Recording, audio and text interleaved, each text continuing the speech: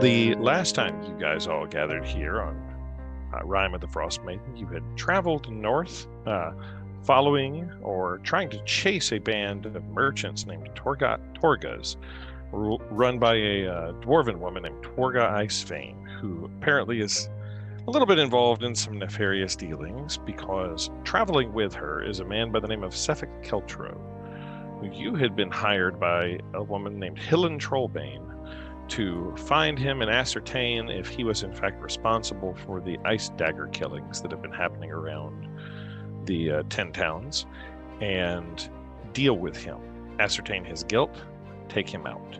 Hillen warned you not to necessarily involve the authorities, because not all the authorities could be trusted.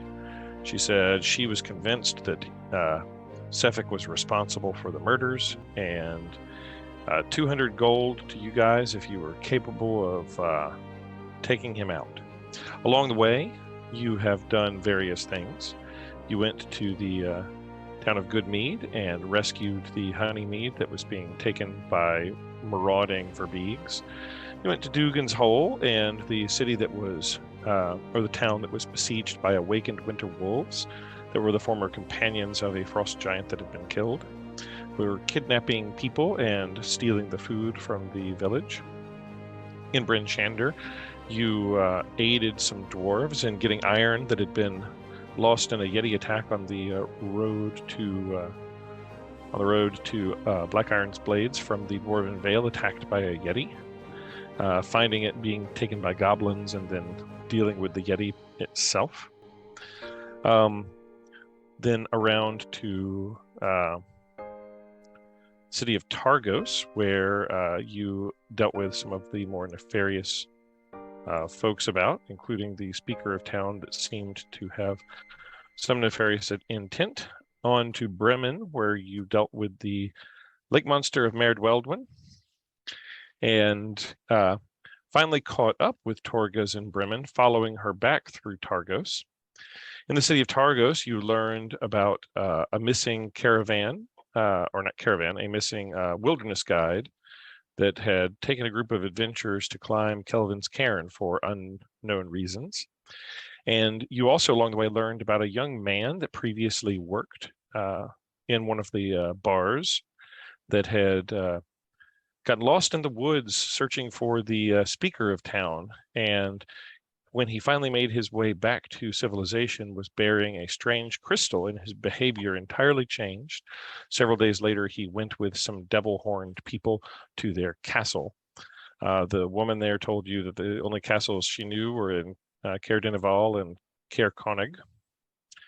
You also learned that in one of those two cities, I think Caer Conig, things were there were invisible marauders that were stealing things. You'd learned rumors in one of the Five Brothers bars. So we know about that. We know about missing things from the naturalist that had told you about the Lake Merdwin monster in Bremen. You learned that there is a similar sort of creature, a moose that is a white moose, stark white. He said, just like the moose in Lonelywood, that is terrorizing the hunters and preventing the hunters from hunting in Lonelywood. Most of their food comes from hunting in the woods and from fishing. So a similar sort of creature to the lake monsters apparently terrorizing the hunters there. Something clearly has been causing creatures to behave strangely and awakening creatures. You also learned about missing fishermen in East Haven, which is another sort of area that you'd never explored, although you told the chief of the watch that you would do so. And when finally you made it to Tamerlane, you cleared out the local gem mine from some kobolds that had infested the mine and run the miners out. Learning that maybe it was slightly more than kobolds, as some creatures from the Underdark had clawed their way up into the mine, and one of the kobolds seemed to be possessed by some form of spirit that tried to take over one of your companions, but failed to do so. You've made your way out of the mine, but not before one party member, Yatara, had a strange encounter with a what Leonard is the only one that knows. What Leonard knows is the skull of a mind flayer. Yatara, binding to a crystal that he found inside said skull, is having mad visions that he can't quite describe. Yatara was hearing a pinging, and once bound to the crystal, I think Yatara recognizes it as like a homing beacon, and knew the message that was coming across that said, Nautiloid down, emergency protocols enabled, crew safe, but vessel imperiled. Psi crystal is needed. Come at once. But I don't know that Yatara can really communicate that, because Yatara is also seeing space whales and all sorts of crazy things. And I think to the rest of you, Yatara is just talking gibberish, basically. Like, you're still there, but like, Leonardo, I think even if he told you what he'd heard, you don't know how to interpret what he's saying beyond like the wild visions that he is still having. Mm-hmm. You made your way out of the mine, and on the way out, there you found who you had gotten ahead of, in fact, Torga Icewind herself, and her party, including one Cephik Keltro, who was taking down the material for the day inside of the city of Termaline. So that's where we take you guys now, is outside of Termaline, where you guys are on the streets of Termaline. And I'll begin, and I'll bring you there now. Termaline is a beautiful city. In fact, it's probably the prettiest of all of them, with the art and everything that surrounds that's on the buildings. But the wind is just oppressive. By the docks, you see the band of merchants that is Torga Icewind's, as she has set up during the day while you were in the mines, and is in the process now of taking everything down as you have arrived outside of the mine. None of you have rested. You all took quite a beating a bit. What are you guys doing?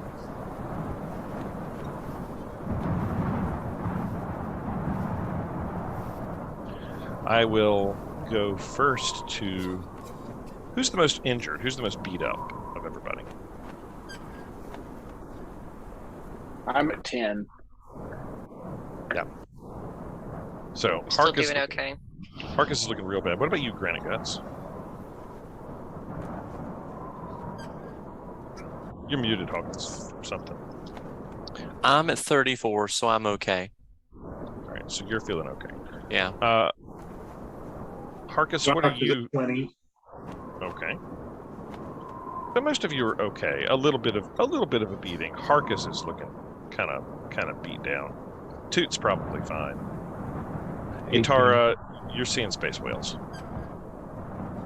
Giant hamsters. Space hamsters and whales. Space hamsters, that's right. Okay. So, Granite Guts, what do you do? I think you all left your dog sled parked outside of the inn in the city, which would be or the tavern. Maybe not the inn, the tavern, which would be the Blue Clam. And did you get rid of the dogs? What? I can't recall. Mm-mm. No, the dogs are still here. Because I remember you were like lost in the storm and you were trying to get here and you were discussing ditching the sled. You ditched the sled. We ditched the sled. So we disassembled the sled for firewood. That's right. And I kept the metal trappings of the sled. Gotcha. So you could build another one. You could artifice another. Yeah, so you still have your dogs. They're over by the Blue Clan, which is where you met the speaker of town, who you assume has your money for doing the job that you needed to speak with, by the name of Horace Masthew.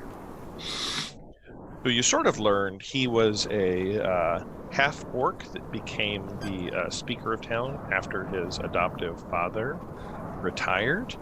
But there's a little bit of conflict, it seems, in town, as there are other forces that don't fancy a half-orc being in charge, so to speak. Sort of got that vibe a bit. So now that we found the they caught back up traveling merchants here, I kind of think, since we know they're going to be here for a little bit, or at least they're all set up, and I kind of think we should get our reward money. They're sort of taking down for the day. You figure that they would probably be here at least another day. They came all the way this way. Okay, so I'm going to walk up and say hello. Go ahead and move your fancy character meeting token. you here again. Go ahead and move your character token wherever you're going, in case some sort of conflict breaks out. Granted, gets to be all by himself. Hey, it'll only break out if you start it. Right. Who are you saying that to? Are you saying it to Torga or to just like one of the people there? I will say it, I guess, to the first person I come across. So the first person up there is actually somebody that is sort of a local Termalaner that is sort of looking at wares. It is a half-elven man who's bundled up tightly. The first person you see is Torga Icewind herself.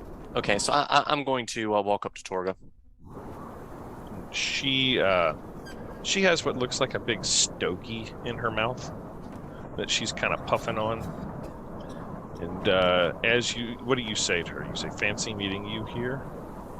I say that's a good looking smoke you have. Do you sell them? She sort of chews on it a little bit and says, Everything has a price. Fancy meeting you here again. Indeed. Our paths have crossed once again. We were thinking of doing some stocking up once again, but it looks like you may be taken down for the day. It's been kind of slow. If you're looking to buy, I'll keep got coin to spend. I can keep the boys open for a minute. She sort of chews on it a bit and kind of puffs a bit. Well, you interested in some smokes? We're just getting back into town from some journeys. They're all the way from Chult, where you bought your sugar from. Same part of the world. Good stuff. So you won't be getting anything like this around here anytime soon. So are you going to be here another day or two? We'll be here tomorrow at least. Okay. But we got some business to take care of, so to speak.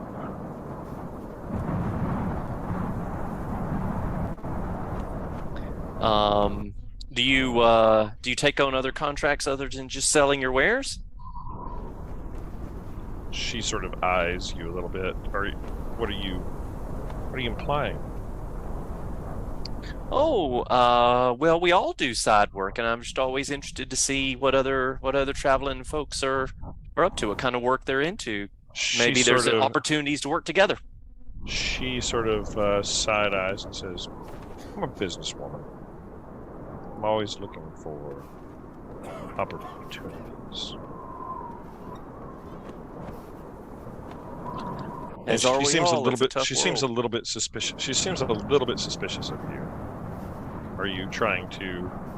What kind of opportunities are you proposing?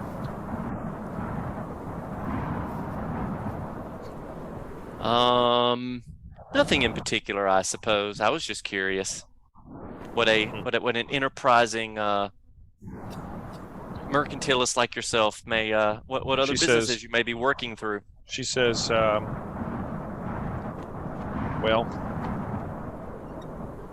a lot of what I can do is offer protection services, that sort of thing. And if you have a job, what needs doing? Well, we can make sure it's done. So you say protection. Do you do search and rescue? She sort of laughs a little bit and says, "Oh, local establishments, they sometimes are, there's bands of thugs that run through towns, and they sometimes will offer us fees to make sure that, nothing bad happens." Makes sense to me. It's a good, honest business. Well, I'm going to look through your wares here, and I think we may end up dropping back later on if we don't do any business this afternoon before you close. She chews on her big cigar-looking thing a little bit and says, "Sounds like a plan." And she says, "Stay warm." And You too. In the carts, you find all manner of assorted goods under, the tents that they have set up here. There's, there's gear, survival gear. There's some foodstuffs. There are some strange things, like silverware and like pots, pans. There's like art pieces. There's some like strange paintings, jewelry, like all kind of manner of like weird stuff. As you're sort of looking through the wares, roll insight for me. Okay. Well. Yes.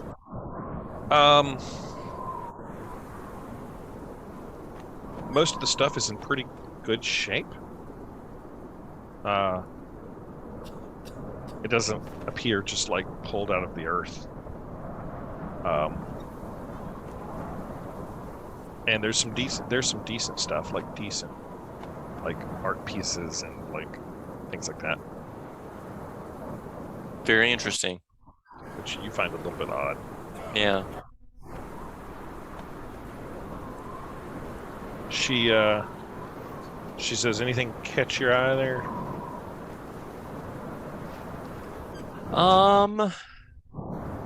I don't think so. Not at the moment. But thank you. I'm a collector, as it were.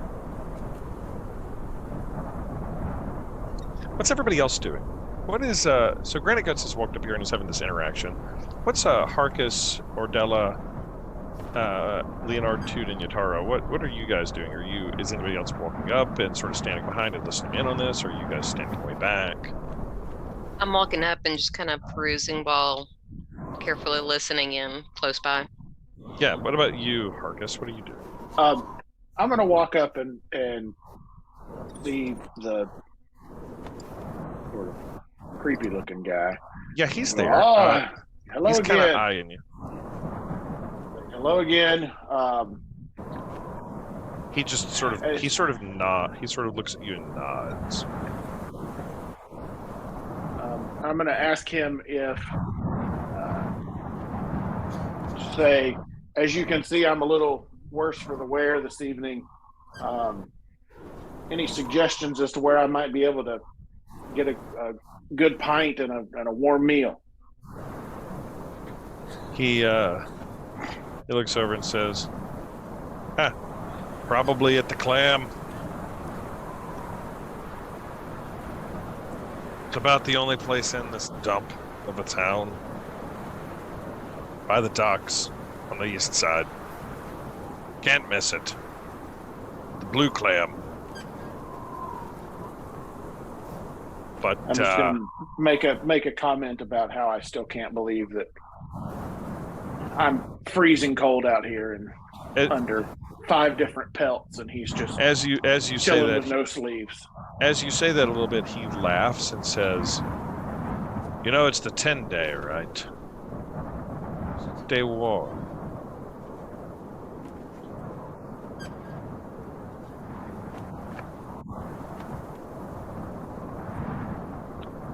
And at that point, I'm going to sort of out of the side of my eye notice some of the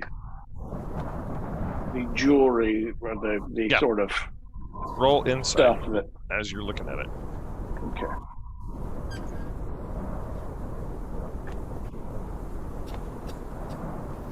Better than 12. Oh yeah, 21. Definitely stolen stuff. Like 100%. There's this shit's hot. Like it's too good for Torga. Some of it's crap. Some of it is really good. It's definitely stolen. There's a sign that says definitely not stolen jewelry. Yeah, like your insight is so good. This is how much better your insight was.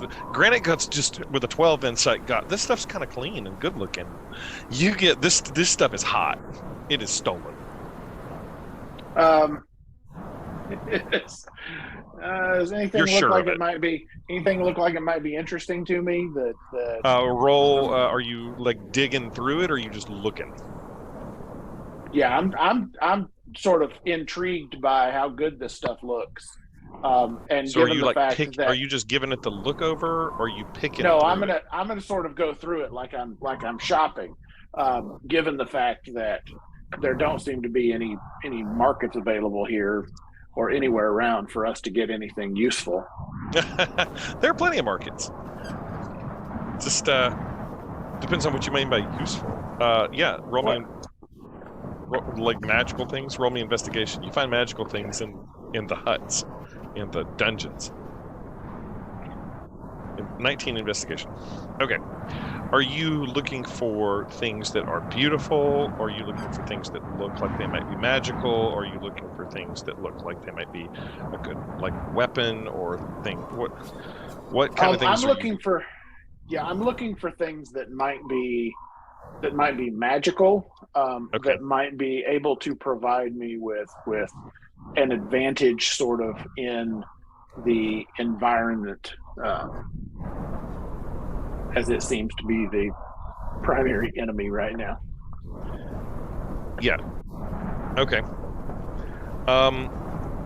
There are coats and things, none of which look obviously magical. I tell you what, roll me a D100 here. Okay.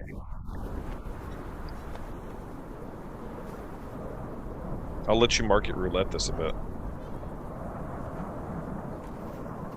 92.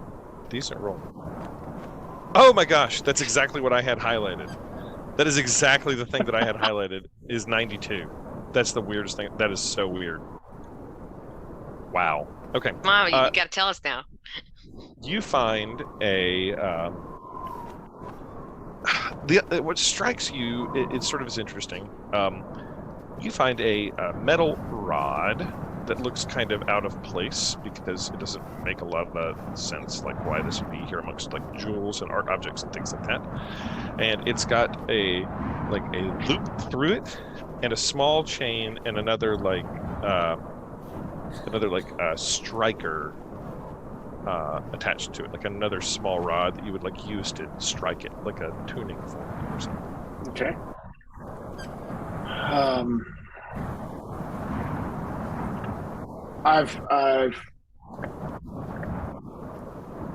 Might I inquire about this metal staff? She looks at it and says,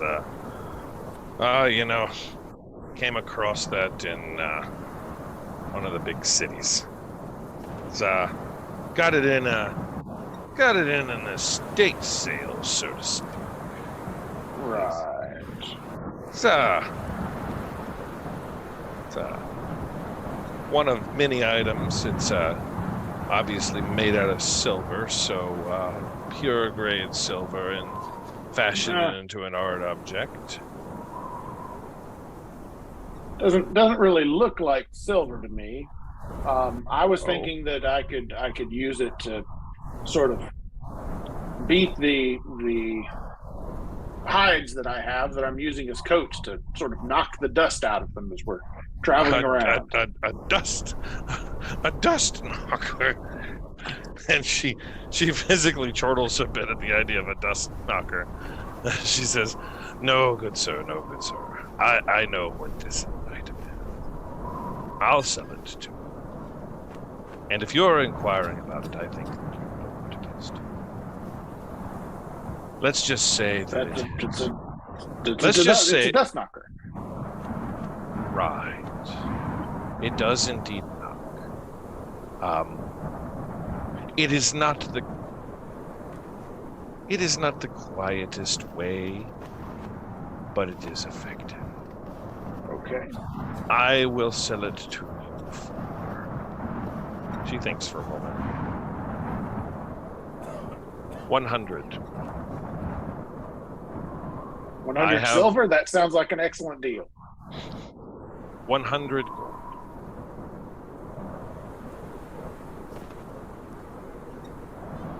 She sort of chuckles a little bit at and she sort of chuckles to herself a little bit at the fiction that she doesn't know what it is and that you don't know what it is and that it's a dust knocker. And she says, "For the dust knocker."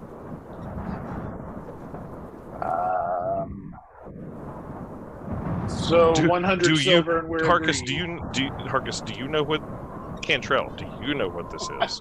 No. Okay. Cantrell doesn't know what it is. Harkus, would Harkus know anything about magical items? Yes, probably so. Okay. Given that he... Then roll me Arcana. I fear I've used all of my good rolls at this point. Yeah, we're going to see if you know what it is. Or if you're just like bluffing along with her. Nope, you don't got a clue. Okay.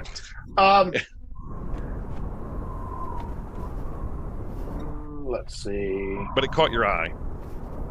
Because it was out of place. All right, well, would she take...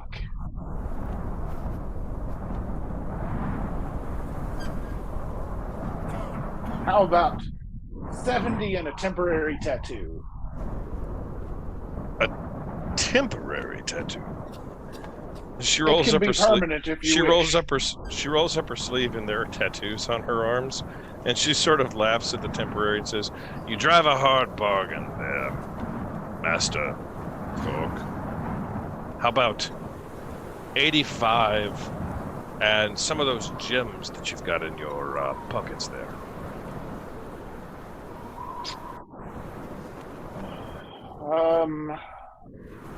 85. How about... Okay, 85 sounds reasonable. All right, 85 gold. Mark it off. Marcus, you've got a dust knocker. Sweet. What I've always wanted. Yeah. What about you guys? What are the rest of you doing? Leonard? I imagine Leonard then is... Leonard must be playing Mario Roulette with Torga. So... Yeah, so Leonard is going to step up and look around and see if anything catches his eye. Okay, roll me a D8 and then a D100, please. We got a 1 and a 28. Okay, now I want you to... Are you just looking or are you sorting through? Oh, I'm digging in. You're digging in. Roll me investigation. I'm getting elbow deep in there. Oh, shoot. This might actually be really good. We got 28. Oh, 4. Okay. Leonard, you find she's got some... The most interesting thing that you find, there are some vials. You find, vials of fluid and things like that. You think you have come across maybe like a potion of healing that Torga says, "I see you're interested in interested in my collection of alchemical sorts. I do sell potions of healing for 75 gold each. How about, since you sold me that sled that fell apart and I had to abandon in the wilderness, we do 30 gold. 50. 42. 55. 50. 50. How many is once? I'll take 2. 2 potions of healing. Sefik, wrap them up for him. And Sefik wraps him up, and you got 2 potions of healing. All right. Nordella, what do you do? I guess everybody's playing some market roulette, so why not? I want to dig in too. All right, roll me investigation. Roll me a D8, then a D100, please. Okay, so investigation, then basically it's 2 tables. Where you roll on the D8 tells me like how good it's going to be. Investigation. Your investigation check tells me what you're going to find. Okay, then D8 and a D100. Yes, please. Oh shit. Is that a good thing? Yeah, that's a good thing. Okay, good. 6, go to that table, and then you roll a 98. That's good. 98's really good. Oh, I think you may already have one of these. It's another luck stone. Who has the luck stone? So I've got a luck stone, and I think Nordella has a luck stone too. I have a stone of leadership. She has an Ioun stone. No, it's me. I have a luck stone. Didn't do much good with the space whales. Okay, I'm gonna change it because you landed on a luck stone. Oh, poopy. So I'm gonna change it. Okay. To. Oh.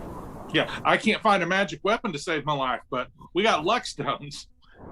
Coming out our ears. Parsley stone's not lucky. You got luck stones coming out your ears. Malfunctioning luck. I got a dust smacker. Heck yeah, let's go find some dust to smack. Yeah. Nordella. Yes. The thing that jumps out at you is you see that looks strange as you're digging through, is you see something that catches your... Were you a fancy orc, or what was your...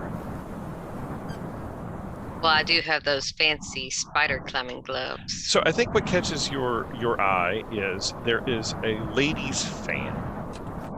Ooh.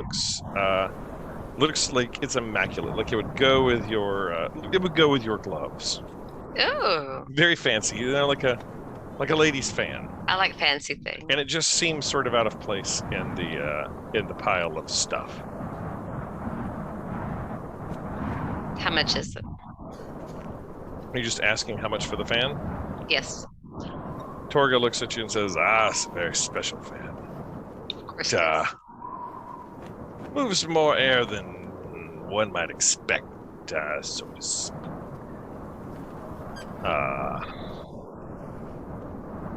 I'll sell it to you for, we'll say 40 gold.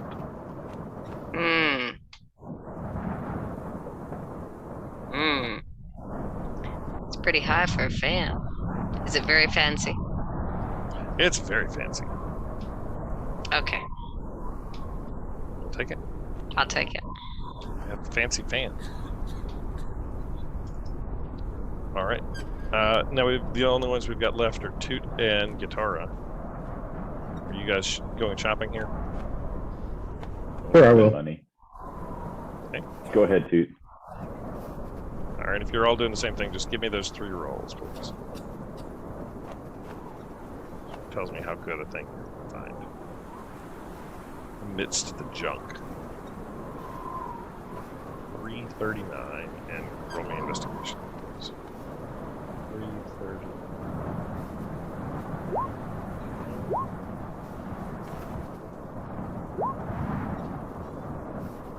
Okay. Toot, the thing you come across to is as you're sort of seeing Leonard digging through the alchemical files, you see a couple of others that seem to be sort of like magical potions that are different looking than the potions that were of healing. And it catches your eye because it's like constantly like turning into mist and things like that. Okay. Inside the file. Yeah, I'll pick it up and I'll laugh to myself, like just kind of chuckle. And in doing so, I'd like to bestow the tale of the clever animal from my Tales from Beyond on myself. And I'll ask, what does this do? She says, that's a potion of gaseous form. If you've got to do some clandestine entry work, you can drink that, and then you become as the mists, as they say. And under the door you go, into the chimney you can fly, and then Bob's your uncle, there you are, inside whatever you needed. Because Harkus is an infant on the inside, he's going to laugh at the fact that Toot just got a potion of gaseous form. Yep. Yeah, I think Toot's actually chuckling more out loud at this point. Also, how much? For the gas potion, for you, Toot, 75. Huh. I will pull out the tourmaline that I did not convert into gold, and I'll hold it up and say, what about this? And 10 gold. Deals. She takes it. Hands you the vial of gaseous form. Perfect. And last but not least, Space Whale Yutara.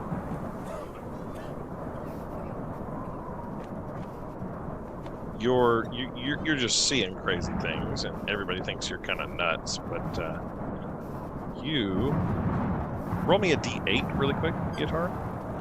I got a 54 for you. Oh, so I did before. It was a 7. Oh, there it is. I'm sorry, I didn't see it. A 7. 754. Gotcha.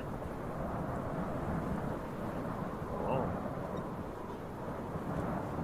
This is it's always so helpful for your wizard to find the +1 armor.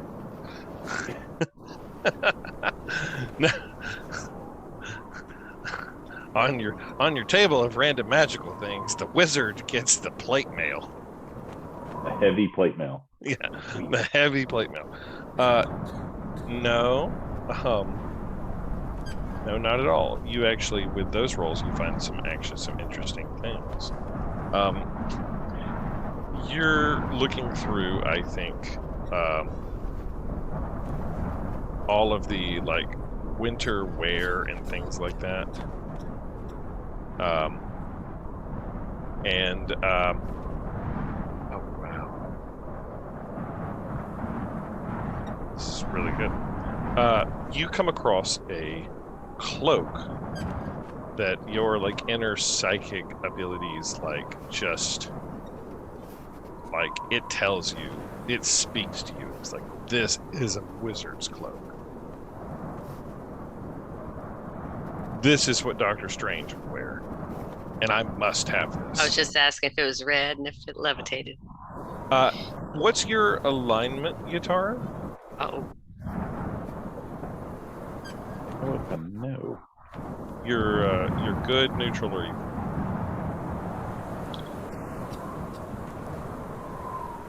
Whatever he has to be to get that sweet cloak. No. Ditto. No. You just tell me. You want a fan? You just tell me what your alignment is. Where is that in D&D Beyond? It could just be a character decision for Yutara. No, I think it will be because I don't think I picked one. You're probably not evil. You haven't behaved evil. No, not evil. Either good or Under neutral. description on D&D Beyond, if you did pick one. Yeah, more neutral than good. Okay. That's for sure. So as you touch the cloak, it shifts a bit, kind of like it was black, and it becomes more like gray as you touch it. Kind of turns to gray. And you know that it's a wizard's cloak. Torga doesn't seem to recognize this as like a wizarding cloak. She just knows that it's well made. And she offers you the cloak for, she says for the right sum of 75 gold.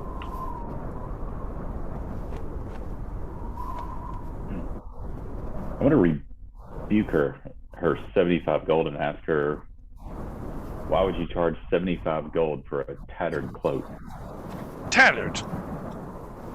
Tattered! And she takes it and says, look at it. I'll read the description here to you.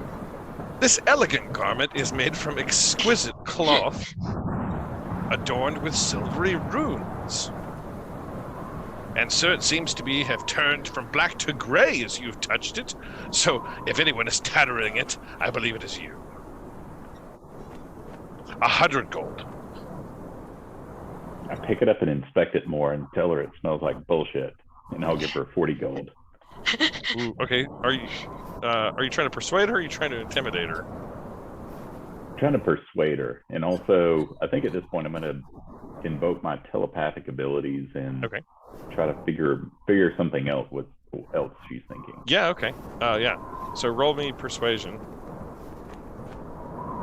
What you get with your telepathy is sort of like, you don't have great control of this ability yet, but what you get is you do have the ability to sort of read her a bit, and she can tell that it's well made and that it is a good cloak, but you know that she doesn't know if it has magical abilities or not. You also know that she knew that the fan had magical abilities, and that the what she in her head is calling the chime of opening had magical abilities that the orc was calling a coat knocker, a dust knocker. But she doesn't know about this. She just knows that it is... Oh, the dust knocker is the chime of opening. Yes. That's nice.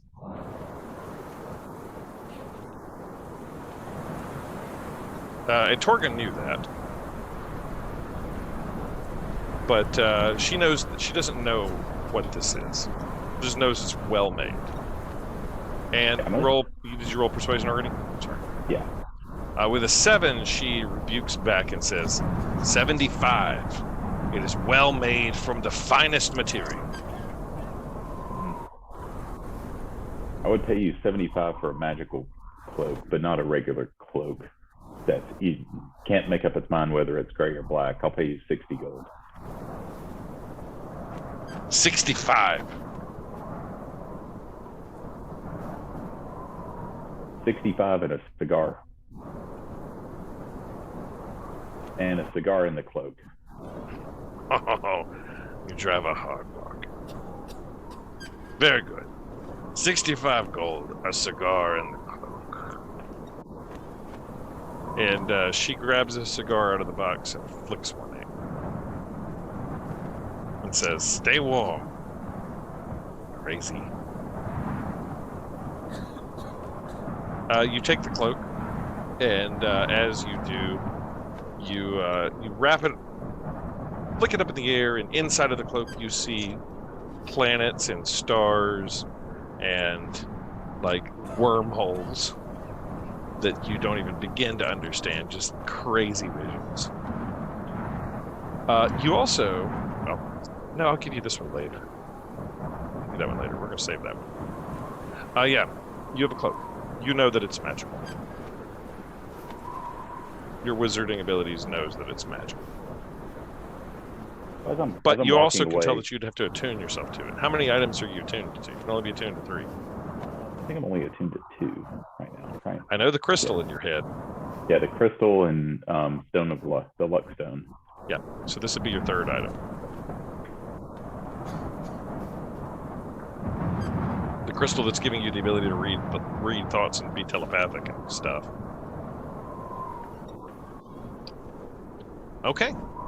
So yeah, I got one more thing. So yep. As I'm kind of walking away, I have the cigar in my hand, and I turn back around and I pull a Columbo and tap the cigar on my forehead and say, "Oh, just one more thing. Do you have any ice daggers for sale?" She sort of chuckles a little bit and says, "Ice daggers?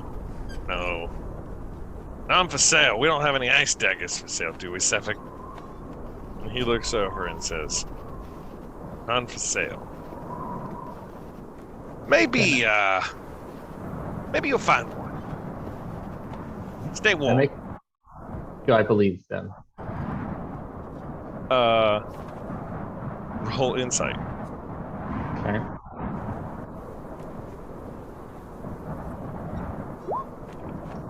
So also, hang on. So also, the tail of the clever animal lasts for 10 minutes. Okay. So I can roll my bardic inspiration on top of that. Okay. For an intelligence roll, wisdom check, or charisma check. Okay. So You can spend it for this? Yeah. Well, it lasts for 10 minutes. Okay. Yes, just do it. Yep. So you get up to 9. Yeah. With a 9, they seem to be kidding on the square. None for sale. Maybe you'll find one sometime. Can I tell anything from my telepathic ability with Suffolk? Yeah, I don't remember how your telepathy really works. You just have telepathy, I think. Why don't we roll something? Roll. You want to roll intelligence? Sure. See if you can sort of dive into Suffolk's mind here.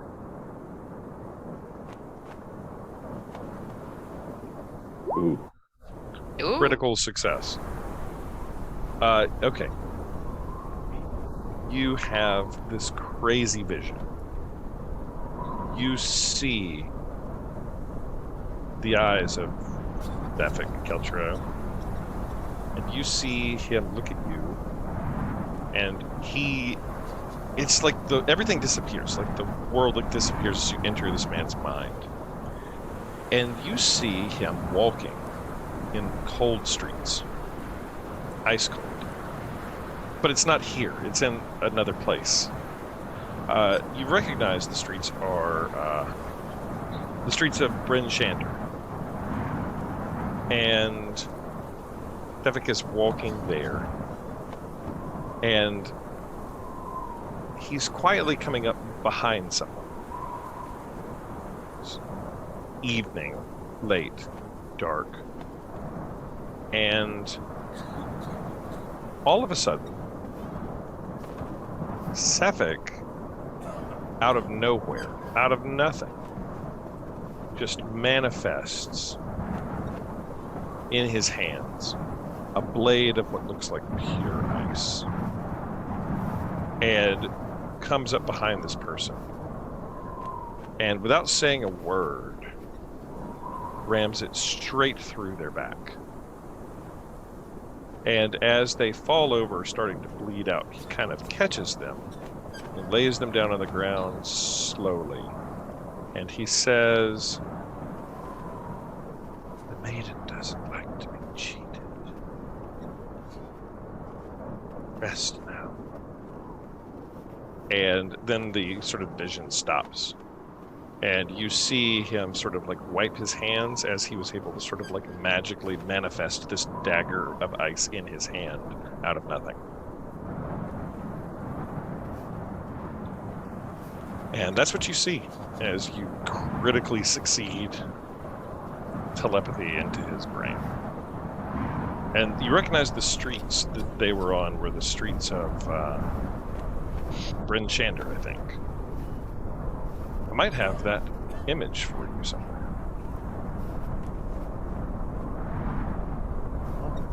Could do. Thought I had it, but looking through my list of images, and it doesn't seem to have been saved anywhere. So I'll just have to go with my description of this horror scene that I just described. Here we go. Maybe I do have it. I'm going to put it into a handout for you. What you saw. Choose file.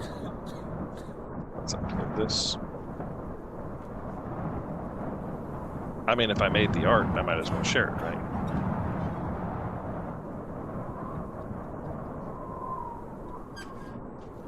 Yeah, so what do you do with after you sort of have that vision?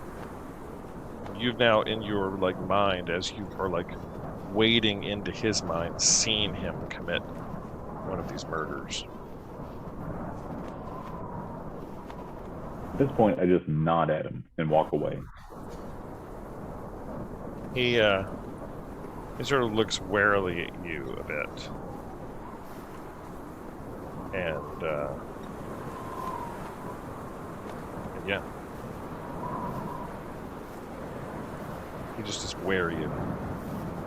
He doesn't really know what to make of that. And I think Granite Guts had suggested go get paid. So is that what everybody is going to do, or? Sounds good. I like monies. Seems like a good idea. I getting paid. Okay. For whatever reason, this is not uploading. So are you guys going back to the clam where you were previously? Sounds good. Yeah. All right. I'll take you back to the blue clam.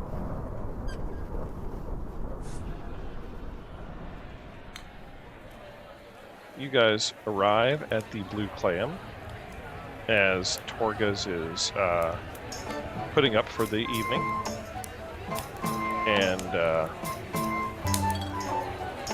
the full map has not loaded. I'm gonna have to refresh.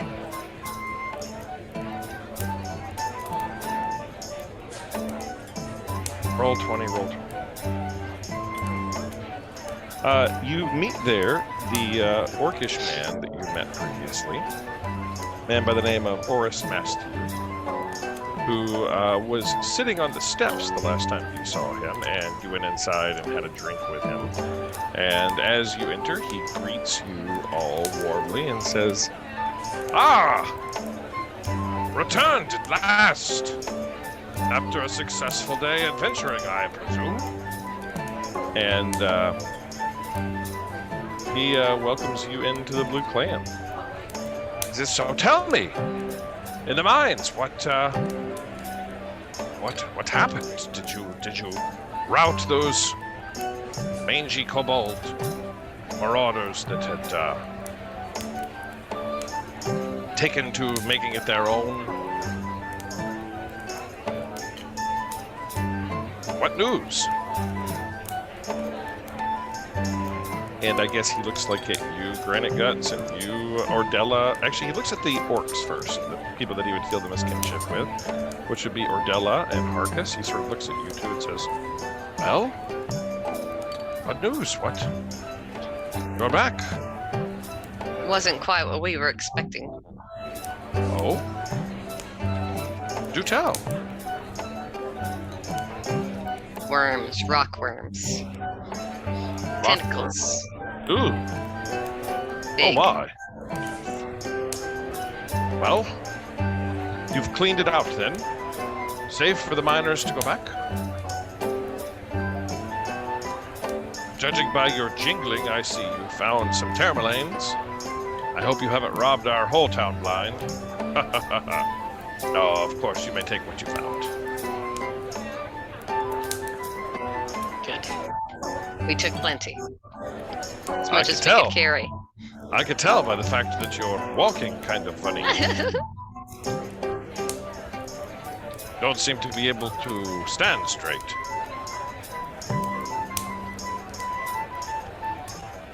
Guess I need another bag to even out the weight. So it would seem. Well, then 50 gold it is, as promised, I suppose. 50 gold each. And he says, "But it seems you found more in Termalanes than we had in 50 gold."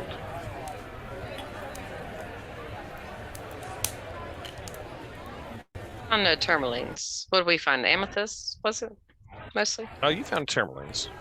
Ah. Amongst other things. But yeah.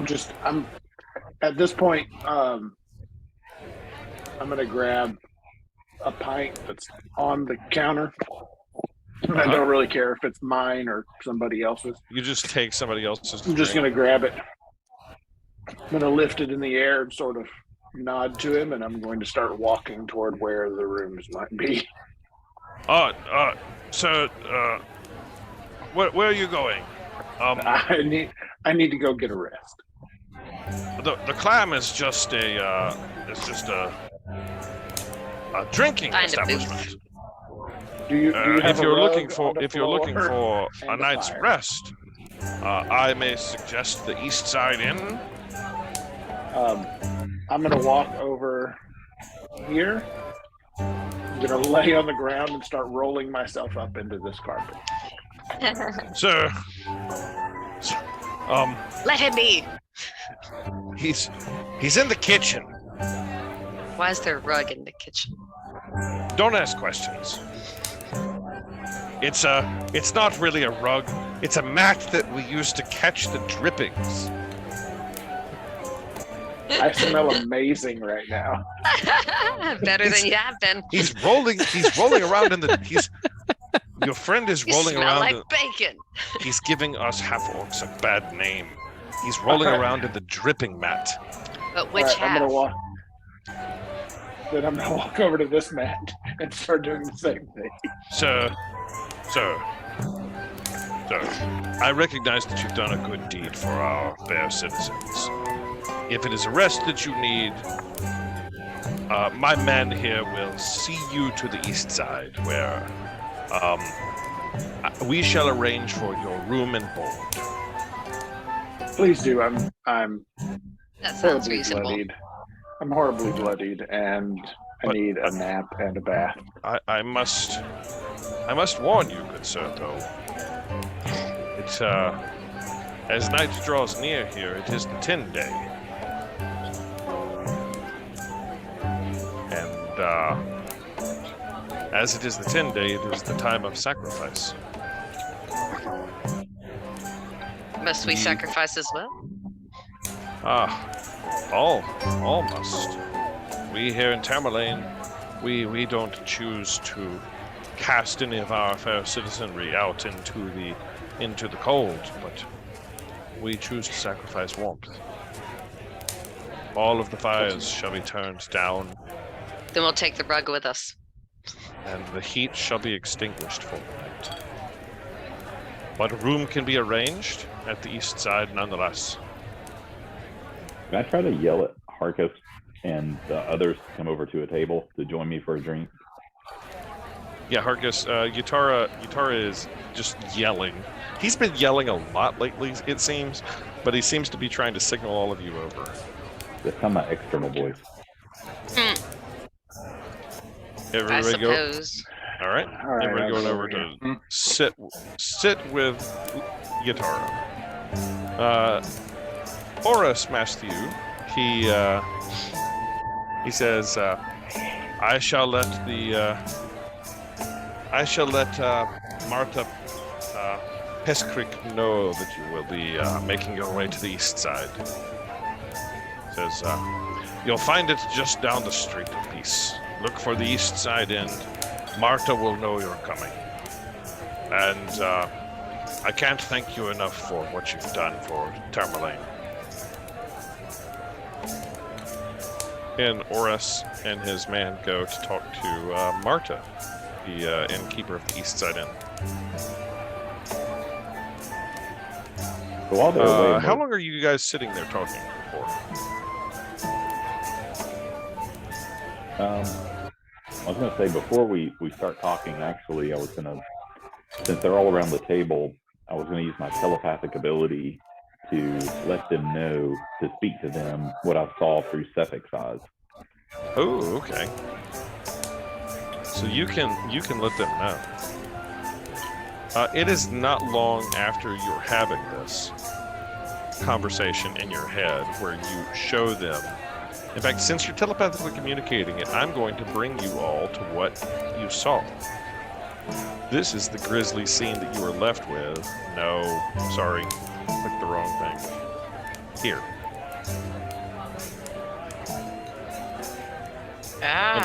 In the streets of Bryn Shander. As you impart this final image, you see Sefik Keltro leave with that dagger, that sword of ice stabbed into the back of this person.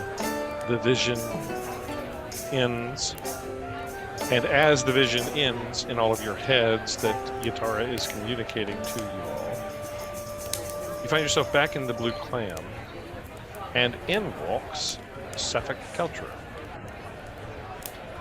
who sits down in a corner of the bar, sort of by himself, but between a couple of other local citizens. And actually, you know what? He's going to sit way over by himself and orders a drink.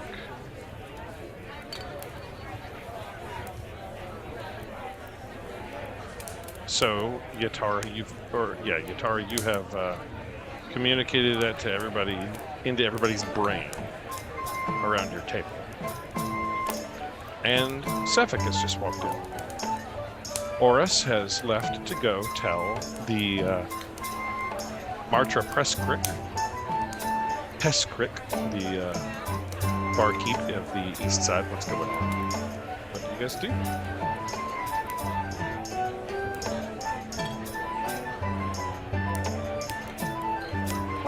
Sefik has ordered a drink and seems to be having a pint.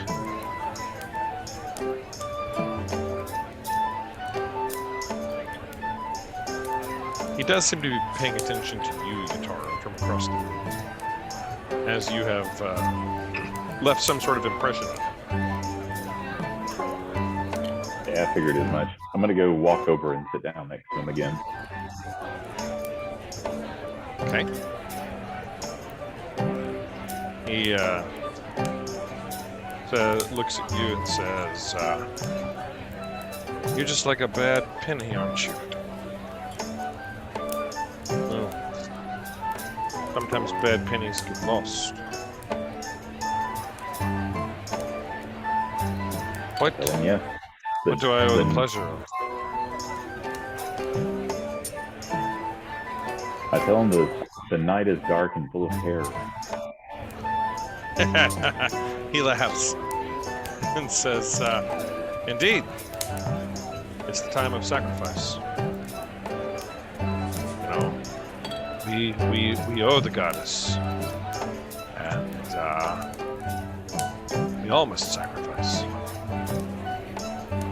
I'm going to ask him how many sacrifices has he made. He says, "Many more to come."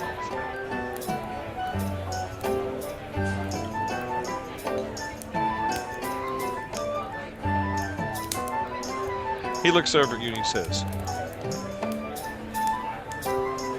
"The goddess doesn't like to be cheated.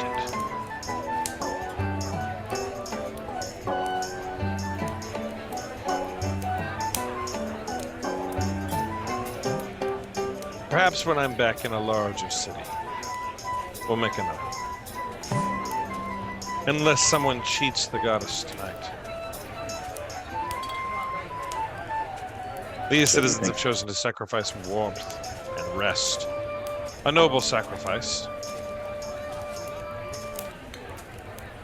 Do you think anyone is cheating her tonight? I don't know. They won't get away with it. If they do. Her justice is swift.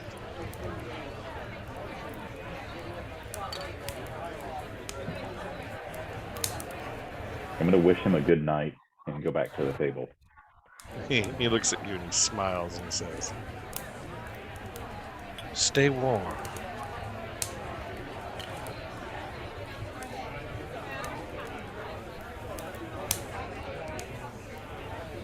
So as I go back to the table, I'm going to again, using my newfound telepathic ability, communicate to everybody that he is about to kill someone tonight and sacrifice someone again.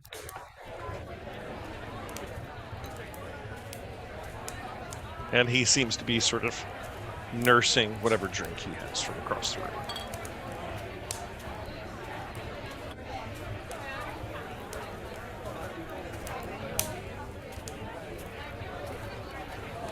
I'm ready to turn in. I start going for a rug. Are you going to head over to the East Side Inn? This is just a bar. The barkeep looks over at you and says, the barkeep. I take the rug with me. The barkeep, who's actually another half-orc named Vernon Bray. Lots of half-orcs. They get around. Yeah. Vernon Bray, the half-orc barkeep, comes up to you and says, "Listen, you're right, half-orcs get around. But you can't sleep here. This is a bar. Don't have an inn. Oris has got your rooms." I just take the rug with me and just drag it out. Put down. Listen. Put it down. It's cold. Put it down. Put the rug down. Just leave it still rolled up. Just toss it down. You don't know who you're messing with, sister. I'm like a level 20 wizard. I'll cast Finger of Death on your ass. I don't really know how to do that. I'm just a barkeep. Level 20 barkeep. What time of day is it? Nighttime now. Evening. Probably kind of early-ish evening. Dark. Is it? Do I still have some time to get some sleep before we have to put the fire out? Not really. Okay. As the fires are being extinguished, actually. You guys heading over to the inn where rooms have been arranged for you? I think so. Yes. Yep. Okay. Let's see if I have music for this inn. I don't know if I do. Oh, I do.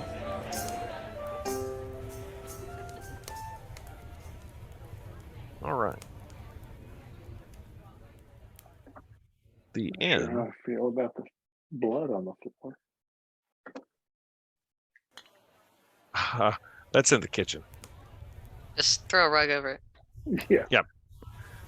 The inn here has, you find your way into the east side. There is some dinner being served there. It's not as lively as the Blue Clam was. There's no one playing music. There is a youngish woman who comes over to greet you, and she introduces herself as Marta. And she welcomes you and says, well, Oris has arranged rooms for you. And about halfway through her conversation, there's an old man that's sitting over on the couch across the room, and he just sort of blurts out something random. Visitors! And she runs over and says, No, Papa. No, Papa. It's okay. They're guests. And he looks sort of confused, and she comes back to you all and apologizes and says, you'll have to forgive my father, Clyde. His mind slips these days, and he occasionally gets confused. And as she says, will you the fires have to go out tonight for the sacrifice. Will you partake in an evening meal before we extinguish the kitchen? Yes, I would love a meal. She offers you all to sit down and says, well, it's mostly fish, but I'm a fairly good cook if I do say so myself. Nordella, and whoever was sort of talking to her, which I guess was Nordella, roll perception. Let's see. Perception there. Cool. Okay. You notice that she's not really wearing a coat, which is sort of strange to you. And she is wearing what looks like it catches your eye because it's super cute. There is a ring on a chain around her neck, and it has on the sigil of the ring, it has two little animals that are cuddled up, like, with each other. They look like little, little fur babies that are sort of cuddled with each other on top of the ring. Oh. What an interesting ring. She clasps it and says, it was a gift. I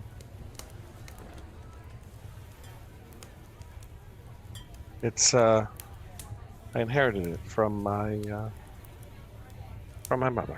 It keeps me warm in trying times. Interesting. And she sort of scuttles off, and as she does, she sort of is humming a little tune to herself. As she goes to get your fish soup, she hums, "Ahead of winter's time she came." I'm not going to sing. I'll just read you the lyrics. "Ahead of winter's time she came, the lovely woman with no name. Draped in fur-lined cloak of red, to icy lake she fled. The wind pursued her all the same, and sure as night she's dead." And she sort of hums that little tune to herself as she brings you all your soup. Fish stew. And it's good. It's better than what you had last in Bremen, which I think was your last actual meal. It was in the city of Bremen long ago, as you sort of bolted it through Targos, and then were in the wilderness, and then made your way to Tamerlane.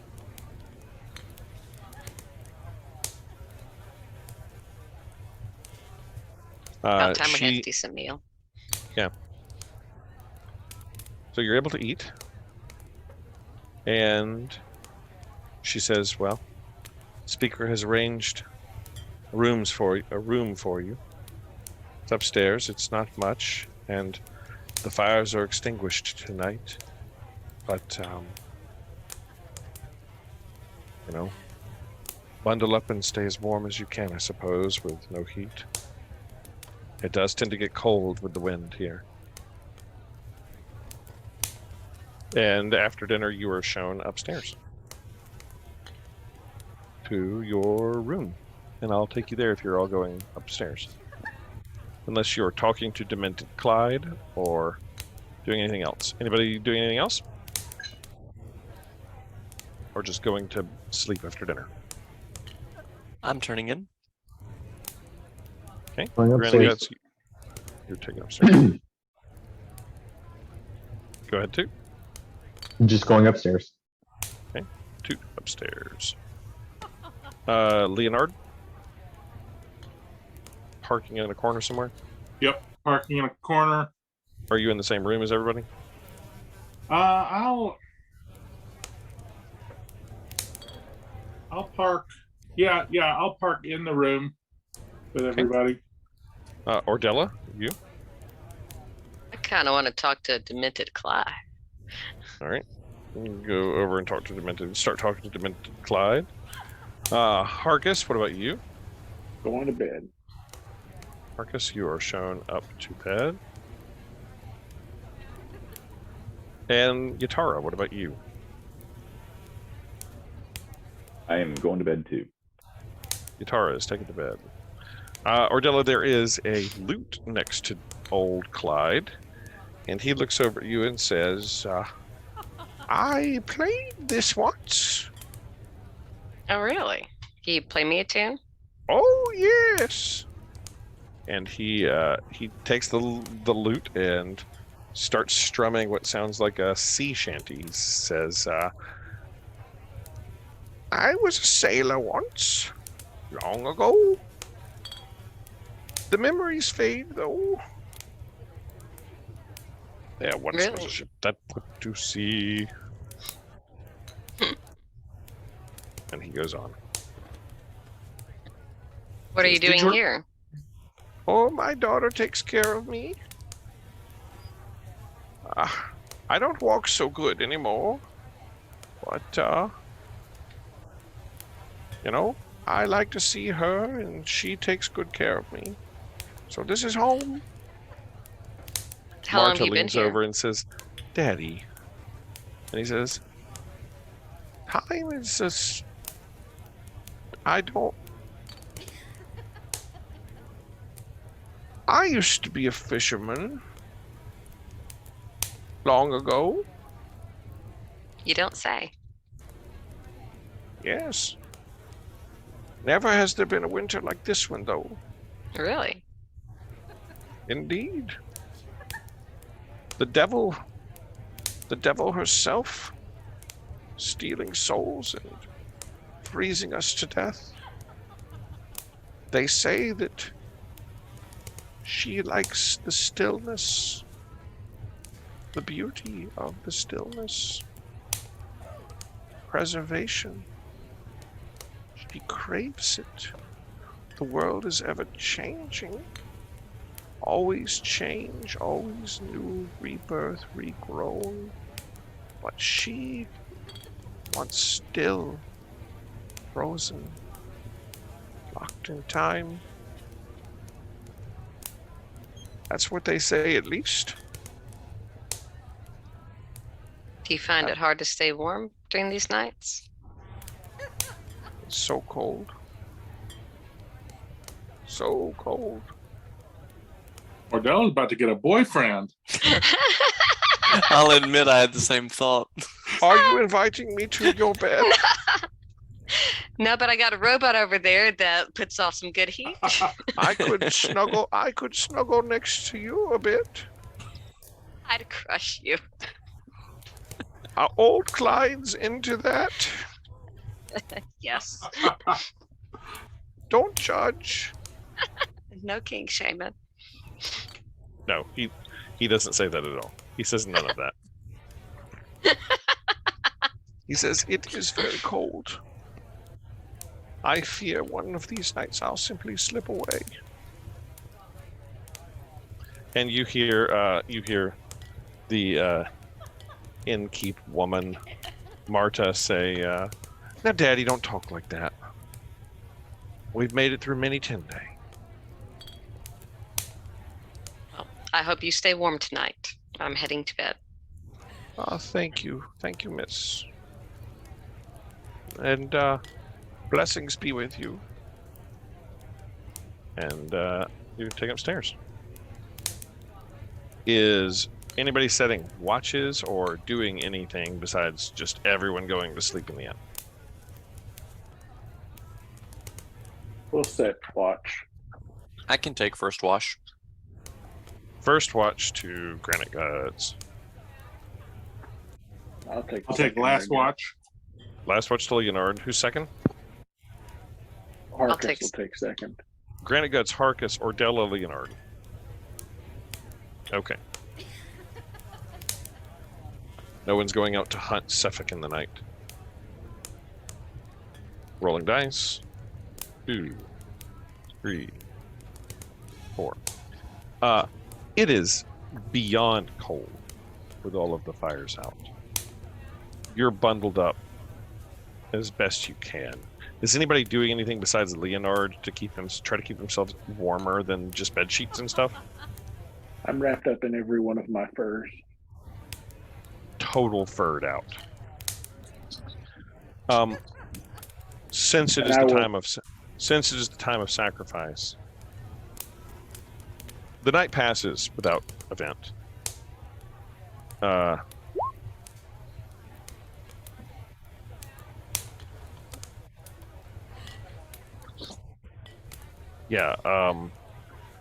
I was going to, I think, give Yatara the vision of Sefik stabbing somebody, but he already stole it out of Sefik's head. I think that's what I was going to give you.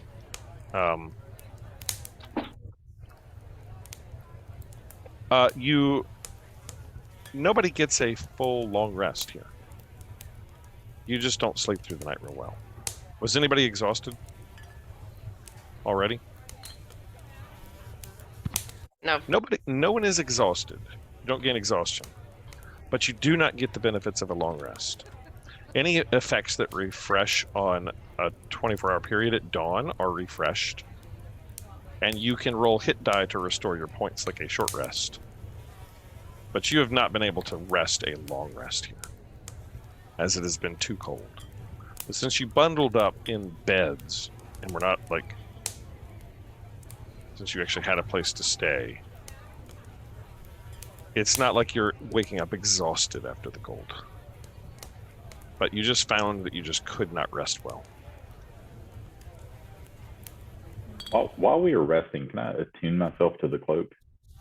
Yes, you sure can. You have found the robe of the Archmagi.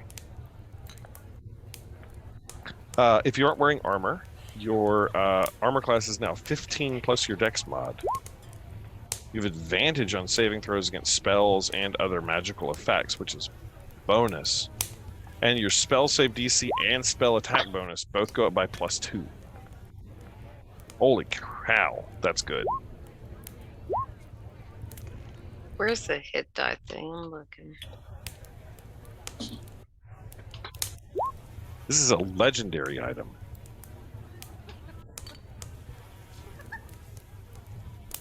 Like, you have found a legendary good item. Than the luck stone. Mm-hmm. But you're also still, you wake up the next day, you're still having crazy visions. You have no idea how long these are going to last for. But it is hard for you to make sense of like what is real, what is not real when it comes to these visions. In terms of sort of like, and the like pinging in your head that is like the location of this homing beacon seems just like one of them.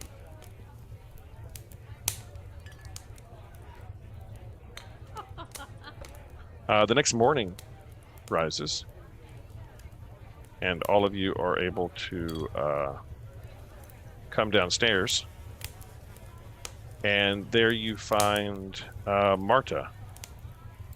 And Marta is, she is tearful as she tells you that Clyde passed in the night. Ooh. Oh.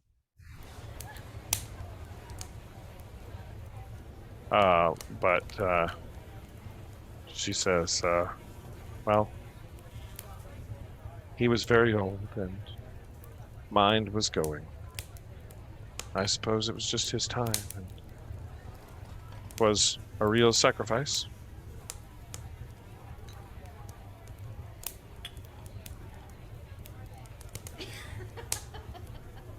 And she offers you all breakfast, which is steamed buns. Seems to be taking it pretty well.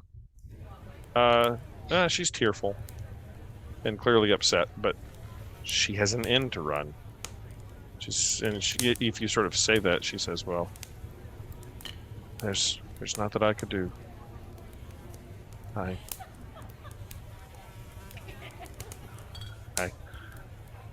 can't just stop. We'll have a saying for him. It was just his time. I've placed him in the bed, and I've let the people in the village know, and he'll be taken care of.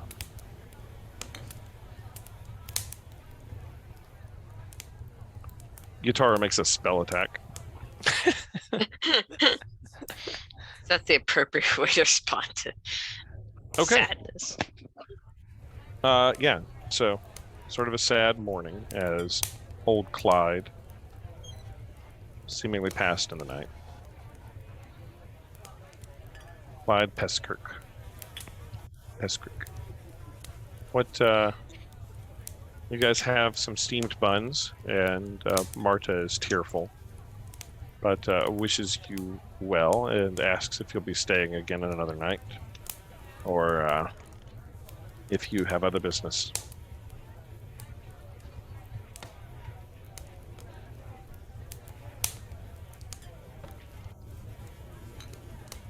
Checking out, I presume? Yes. Okay. As you guys head out onto the streets, you do see Torga's mercantile tent is being set up in the distance. I guess I should not take you to this view. I will take you to... Yeah, okay, this is fine. At the docks in Termalaine as the sun rises, you see Torga's mercantile tent being set up as they are readying for another day of making ready for another day of trading. What's everyone doing? You guys have played it very cool with Sefik. You now all have seen in your heads him kill someone.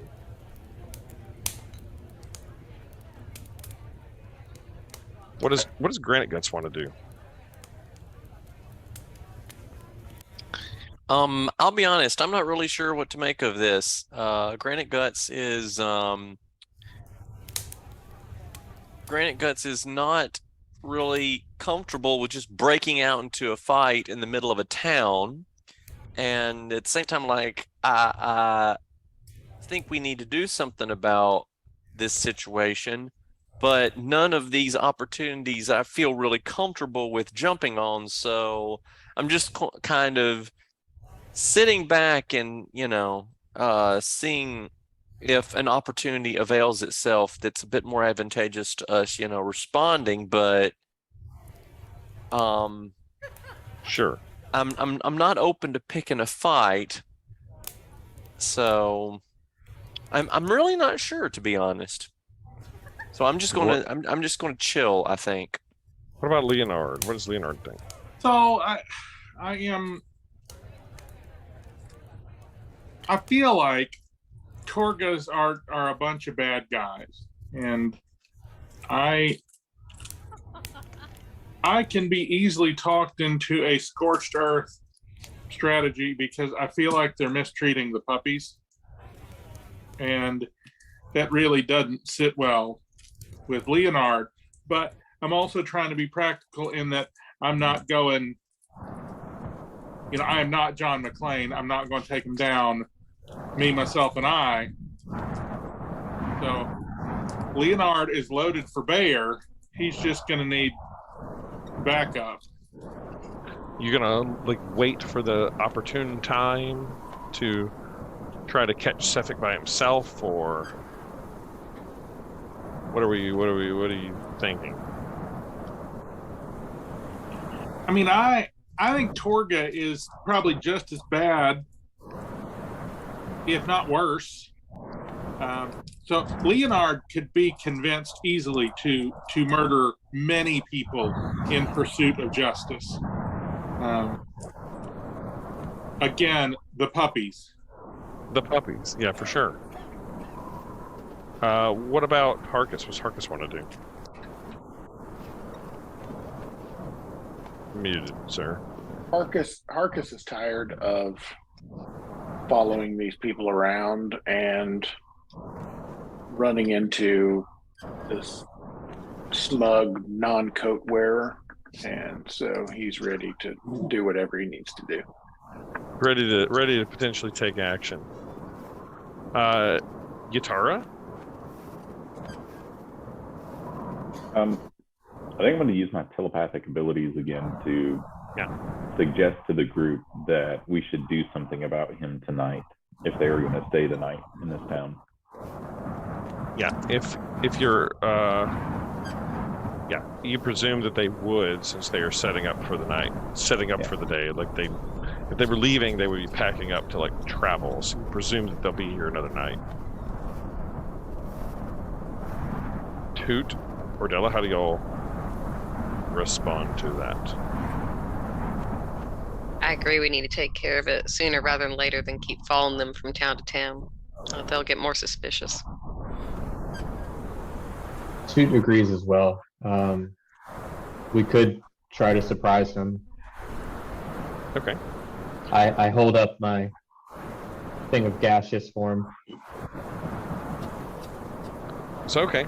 What's the plan? Are you guys going to wait until they're breaking down camp? Or are you going to see if you can catch him by himself somewhere? Are you going to wait until they're like surprised and sneak up on them and try to take all of them out, including Torga? Are you gonna just like try to make Sefik disappear? Hillen Trollbane wanted proof that Sefik was taken care of.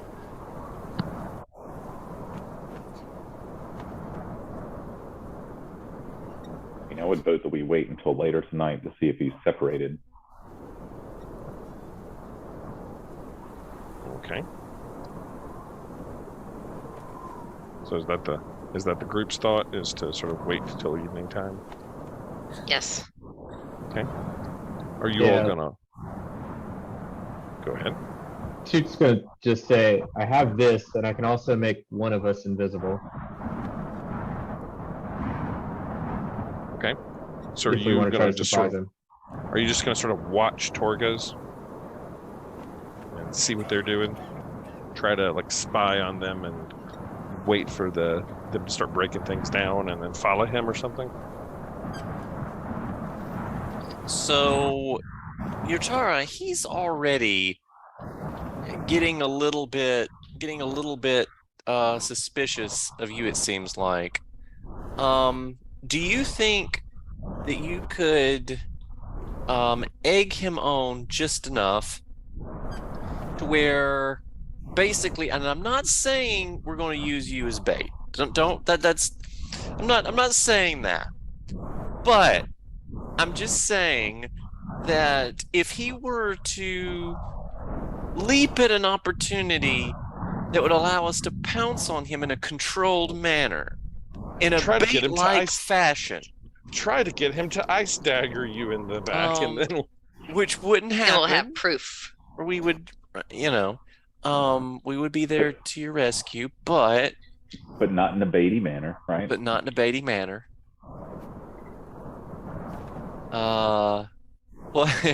What say you? I say space whales, and yes.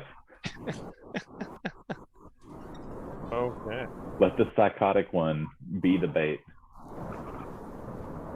Let the psychotic. He certainly won't mess this up by having some kind of weird vision, hallucination. That would never happen. Or something. How are you chased by the giant gerbils? How are you trying to bait him? Exactly.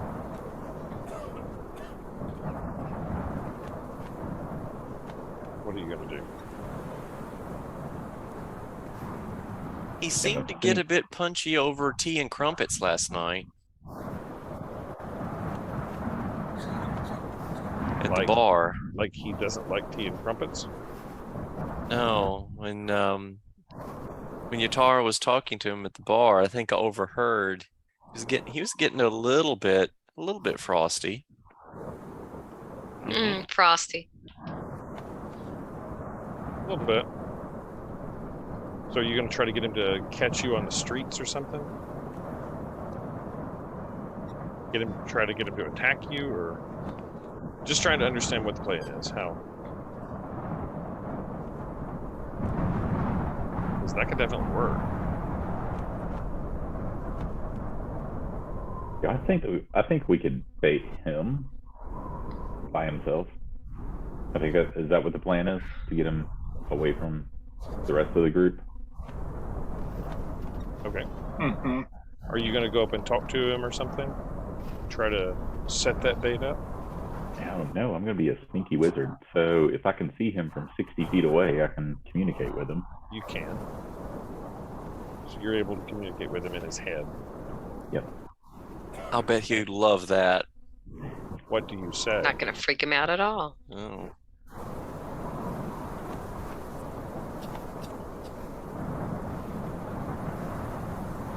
I'm just going to repeat, "I know who you are," in his head, and I will not stop repeating that. And he knows, obviously, it's me. Can he respond back to you? He cannot.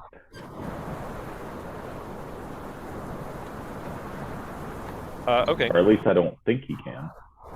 No, it's not like message. You can just telepathically get this message. Yeah. Wow, this is crazy powerful. He looks over in like your general direction, although are you where he can't see you or where he can see you? I can see him, and he can make the outline of me, but no one else, if we're in this scenario. Okay, yeah. It doesn't have to be exactly as this map that you guys are on, where they're set up here on the streets. It could just be you, Yatara, and everybody else can sort of be off. I'll just move everybody else off. Y'all are in a building or something, watching what's happening. He looks at you, Yatara, and he smirks a bit. As if to say, yeah, you know who I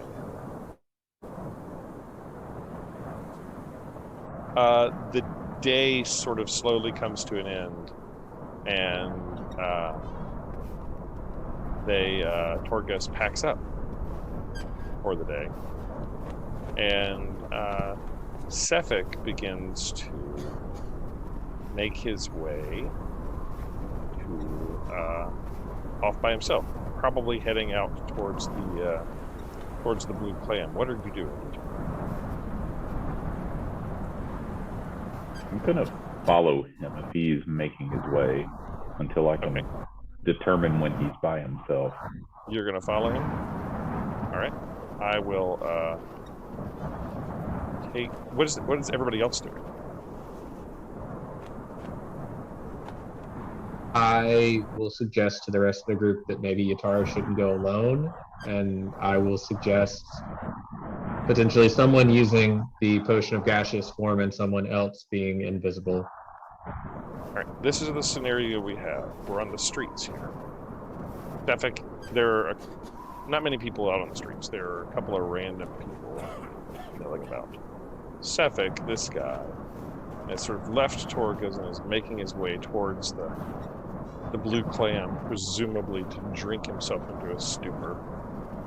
He knows that you're out there, Tara. You've been putting messages in his head all day, and he's sort of looking around as if he's looking for something. You're sort of following behind him in the shadows, I guess, around the buildings.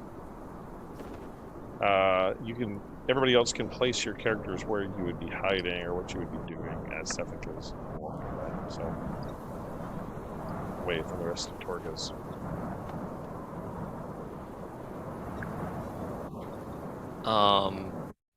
Who amongst us is going to be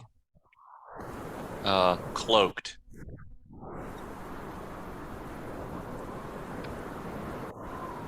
Yeah. If I had my robot, my baby robot, I would volunteer, but I don't think it's going to be super useful with it being me. I think maybe somebody stabby or crushy, like one of the melee people. Like somebody who needs to get close to do stuff would get advantage from being invisible, I think. I'm kind of a hitty, pokey, smack you with a quarterstaffy kind of, then punch you in the face kind of thing. I'm a hitty punchy stabby. I like hitty punchy stabbies. We gonna rock paper scissors it? Okay, I'll do it. Oh, I'll do it. I don't care. I'll do it. It's not gonna hurt my feelings. Now you guys gotta rock paper scissors. Now we're gonna rock paper scissors. Okay. Well, I mean, I could make one of you invisible using a spell slot. The other one, I could give the potion. So it's not like I'm concentrating. Yeah, in theory, you could have two right there with Yatara, because frankly, I don't think any of us think Yatara wants to be close to them. Yeah. I think if I remember right, my temporary tattoo makes me invisible. I think Got I a remember cereal that too. box. Jeff is not paying attention to me. No, I am paying attention to you. Your Is that the one you got out of the Cheerios? Yeah. I am setting up this confrontation. Your temporary tattoo makes you invisible. I don't even know how to respond to that. By allowing me to become invisible with the temporary tattoo. It's just the Incorrect. temporary tattoo. But what is That's it, all that Snoopy? Yeah, that's all you can see is actually the temporary tattoo. If you look Incorrect. closely enough. Is that a Meanwhile- floating Snoopy? Meanwhile, while Yeah. we're arm It's a wrestling heart over with who gets to be mom on it. meanwhile we're arm wrestling who gets to be invisible, Yatara has 13 ice blades to the chest.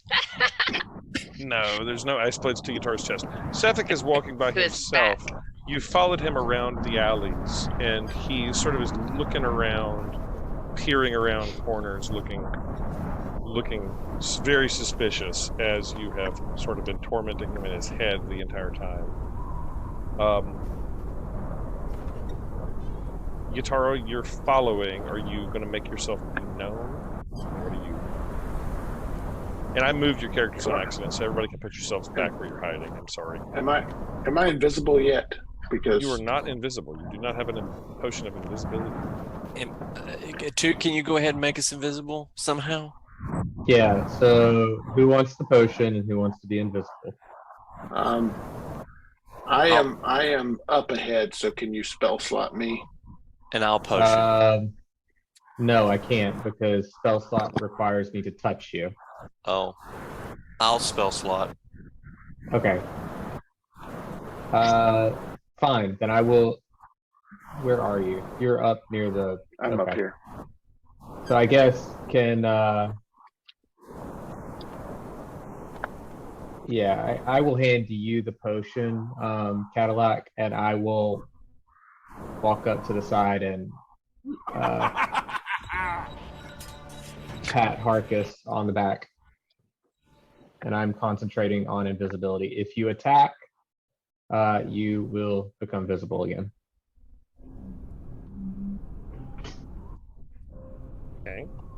Okay. And I'm gonna move up next to if I'm invisible, I'm gonna move next to Yatara now. All right, Yatara, you've got two invisible people next to you. Yeah, you're both invisible for an hour unless you do something to stop it. Okay. Yatara, you're there in the streets. Other people are hiding. You've been following Sethek. He left Torga's, and all of you have been following him. Where is Nordella? Are you just standing in the street or are you hiding? No, I was hiding. Move yourself. I'm accidentally moved your character. Okay. All right. What do you do, Yatara? You're following Sethek in the streets as he sort of is walking. Yeah, so I'm going to use my telepathic ability to then tell him that I'm going to cheat her. He stops. Dead stops.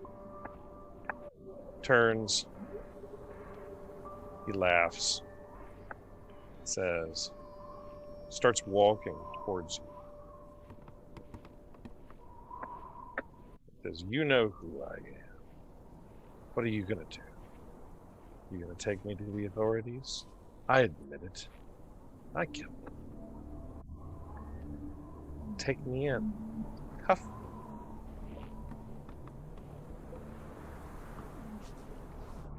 Says, you're going to cheat her, huh?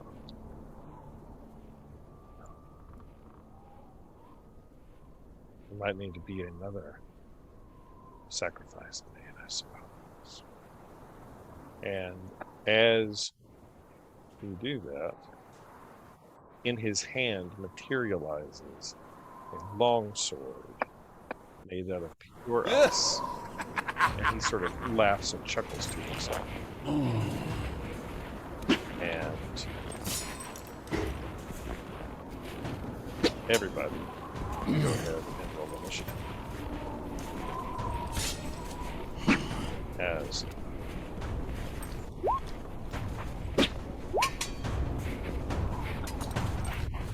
Sefik draws a long sword.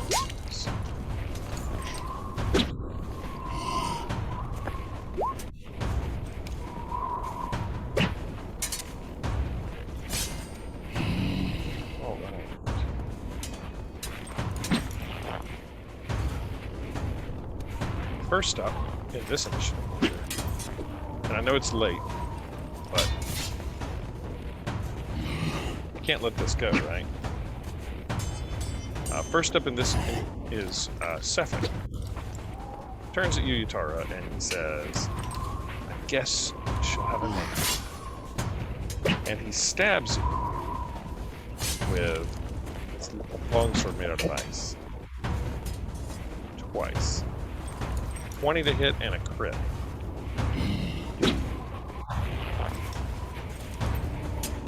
The first one does 8 plus 7, so 8 slashing damage and then 7 cold damage. And the second one that is the crit, it does 13 slashing and 11 cold. As he stabs at you with this icy sword. Yeah, that's a lot of stabby. A lot of stabby. And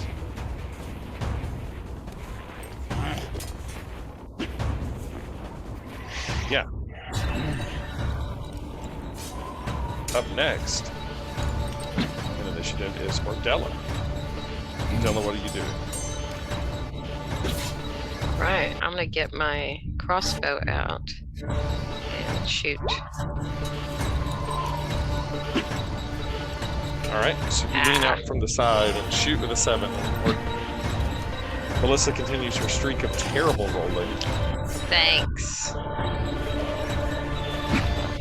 You're up next in initiative. Yutara, are you still up? I am not. You're so down. He drops Yutara with an ice dagger stuck into Yutara as Yutara's unconscious, bleeding out with ice stuck inside of him. And Sefik sort of, as the crossbow bolt is flying by, he says, more sacrifices, I suppose.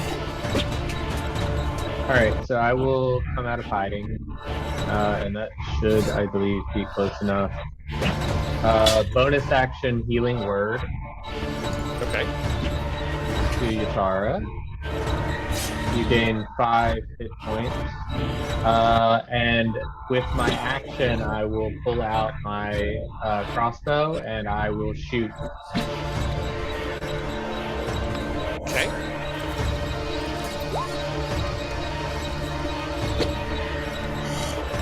The 17 hit. 17 hits. Of course it does. I mean, yeah, 17 is gonna hit. He's a dude.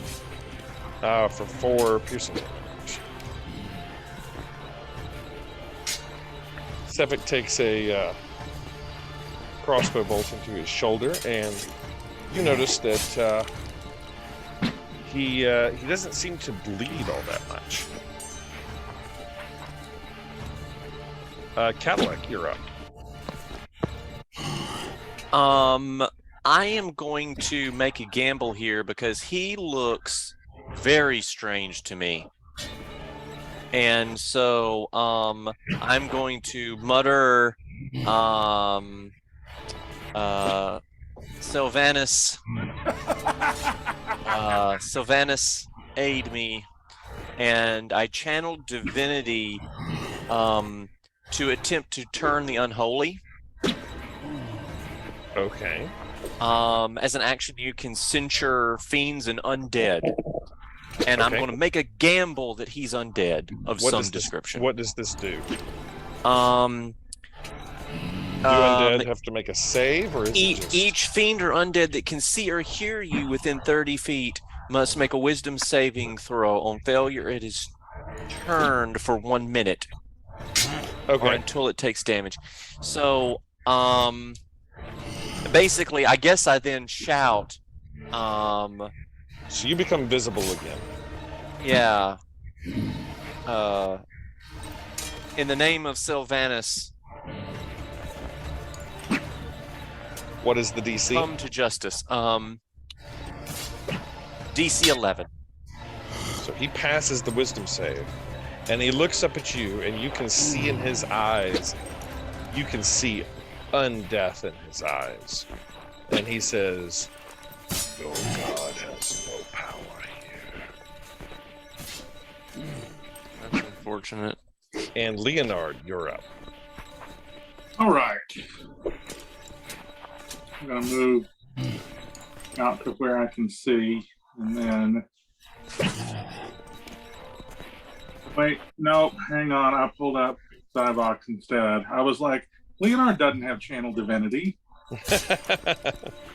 Would have come in handy, but no, sir. And Jeff, I don't think I'm in the turn order. Okay, what did you roll? 14. Oh, well, then you would be going while Leonard is thinking about what he's doing. Yeah, go. Go. Yeah, Yatar, what do you got for me? You're conscious now on the ground. I'm going to move back a little bit. Do you like crab walk backwards as you've been sort of stabbed? Stumbling crab walk backwards. And I'll give you that he doesn't get an opportunity attack against you as he's surprised by the appearing granite guts out of nowhere trying to turn him. Can also cast a spell. Yeah. I'm going to try Firebolt against him. Okay.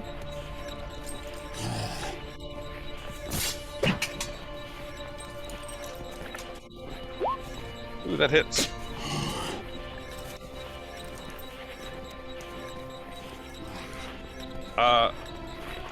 Where the fire hits him, he doesn't like it. He reels at that. It lets out this almost like Lord of the Rings wraith kind of screech. And that seems to whacked him a bit. Leonard. All right. Back to you. I'm going to do that. Are you summoning a flamethrower? Oh no, I can't. I haven't gotten a long rest. Oh no, it's not per day, it's per long rest. You denied me my flamethrower. Oh no. Well, this is the point of the sacrifice, once a 10-day. I'm going to firebolt for one. Yeah, he lets out a reeling sound. As I deal 2 damage to it. Love it. Harkus, you're up.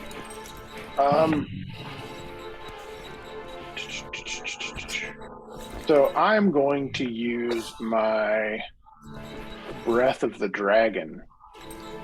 Okay. And shoot a 20-foot cone of fire at him.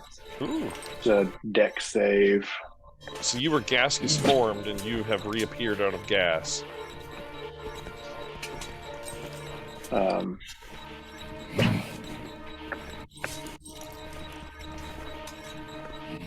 He rolls a 10 on the next save, so he fails that.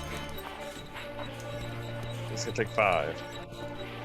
And then, so that's my action as my bonus action. I guess my question is, it does not look like, it looks like I can still take my unarmed strike. Is that right? I don't see why you couldn't. You're a monk. Sure. It just says as a bonus action. When I use... So you use this as your action, as a bonus action. Oh no, I can't. Yeah, I can't because it's You can use your unarmed strike if you use the attack as an unarmed strike or a monk weapon. So. Okay, so no. Okay. You could maybe Flurry of Blows if you wanted to spend a key point. Yeah, let's do that.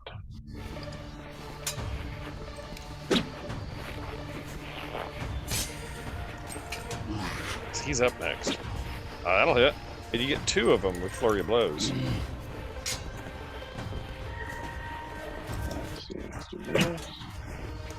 So you get 2 attacks. So you punch him for 5, and you can do it again, I think. And that hits. He is wearing just a shirt. No armor on him. Hit him for 5 more. Stefik is up. And he takes that ice longsword and he tries to stabby at you, Marcus. 14? No. I'm guessing an 8 doesn't hit. Nope. Alright. As that happens, around the corner comes 4 men and a dwarven woman. Looks at all of you, says, well, she's got a stogie in her mouth.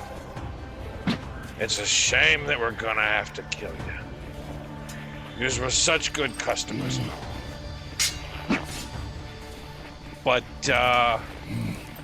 following us along and talking in my security man's head all day, you didn't think that we weren't gonna double back around, did you? And Nordella, you're up next. All right. Let's see. Oh, they're all the way there. I'm gonna shoot at him again with my crossbow, and fingers crossed it actually works this time. Maybe. It does. Yay! About time I hit something for 3. Better than nothing. Yep. Hit him for 3. She's got some thugs here. Okay. Up next is Toot. Okay. I will move up. I'm gonna go to oh, that's the wrong icon. I'll go here. And I will say, I am broken when my name is spoken. What am I? McDonald's ice cream machine. And I'm gonna cast Shatter.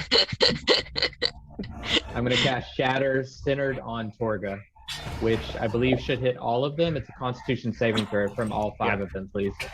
Yeah, for sure. All right, Torga. She rolls a 6, so Torga fails. The 4 toughs that she has with her. Crit, 3, 4. All right, so we got Torga, and then 2 of them pass. Okay, so the ones that failed take 18, and the others take 9. Holy cow, 18. And then I think bonus action, I will give out my last bardic inspiration to. I'll give it to Hardgift. All right. The thuggish guys are up that you just shattered, and they can't quite get to you, Toot, but 2 of them run over. And what do they have ranged? They have crossbows. Pull out crossbows, and 2 of them unleash crossbow bolts at you, Toot. A 9 and a 14. 14 meets. That does 9 piercing. Ignore the crit damage on that. And then 2 of them are going to run over. Can't quite get there. I think 2 of them are going to dash over and get into sort of melee with Harkus. They're just going to run up and draw long swords on Harkus. Yatara, you're up. Do the same thing as before, just a firebolt on Sefik. Okay.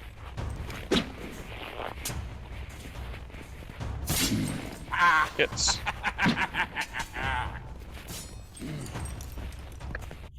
Fire's definitely not his friend, as he sort of reels back at that a bit.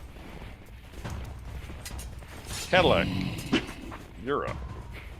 Okay, I'm going to give him a poke with my lance. Okay. That won't do it. Darn it. Anything with your bonus action or movement? I think I am going to... You know what? I think I'm going to stay where I am for the moment. And nothing with bonus. You're over there in the corner with Nordella. Leonard. Oh. Hi. Oh, no, that's not how I open the character sheet.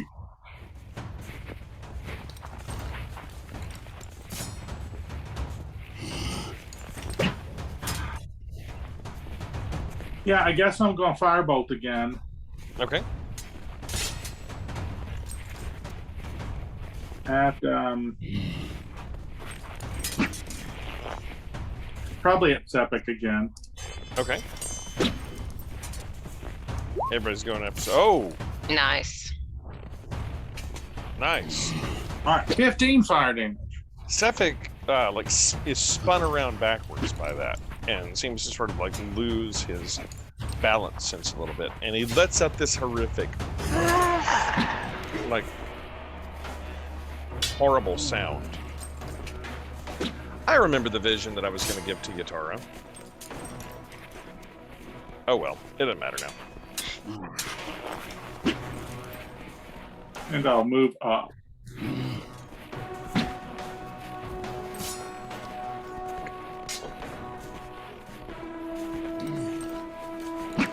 Harkus. All right, so I am going to spend a key point and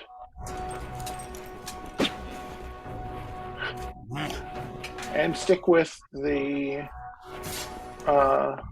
Breath of the Dragon, and I'm going to do it in a 20-foot cone pointed this direction, which I think should get all except that one. All right. So you're looking at Sefik and those 2 dudes. I think if I do it well enough, I should get the guy underneath him too. Okay. I'll give that to you. So they make dex saves? Yeah. 19, 17, 10. I think the 10 fails. And then Sefik, 15. So half. Okay, so half. Yeah. Fire damage. Minus 3. Minus 3. One of them minus 6. Sefik minus 3. And then I'm going to spend another key point and let's see here. I will Flurry of Blows Sefik again. Okay. Ooh, that hits.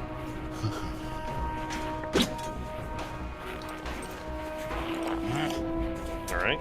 7 bludgeoning damage. He's looking pretty bad now. 14 hits. 6 bludgeoning. Still up. Nordella, you're up. Okay. How much is each square? Each square is, I think, 5. So you can dash to get into melee with the 2 that are firing crossbows at Toot.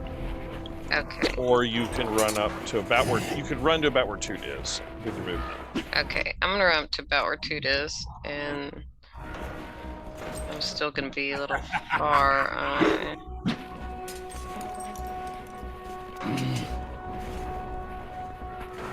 that's still too far. I guess I'll still use my crossbow from there. Okay. Who are you targeting? Oh, this one right in front of me. Okay, I'll put it this way. These two appear to be wearing armor. Sefik appears to be wearing clothes.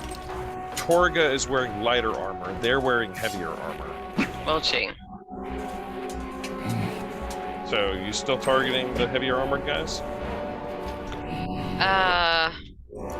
No, I guess I'll shoot Sefik. I mean, this is just what you would see. I'm just telling you what you see. Yeah. I didn't realize I couldn't see they were wearing armor like that. Now that you're close, I can tell you. Yeah. 14 hits, 7. Okay, sweet. For 9. Ooh, he spins around and looks terrible at that.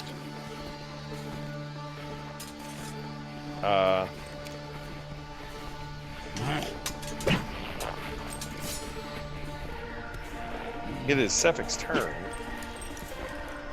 And he is sort of spun backwards. What is Sefik gonna do? Haha, okay. Yes. Is that a bonus action for him? It is. Sefik all of a sudden vanishes. And then he reappears. Where's Sefik gonna reappear? Oh shit. Sefik is gonna reappear on top of the building, standing next to the chimney with his hand resting on the chimney.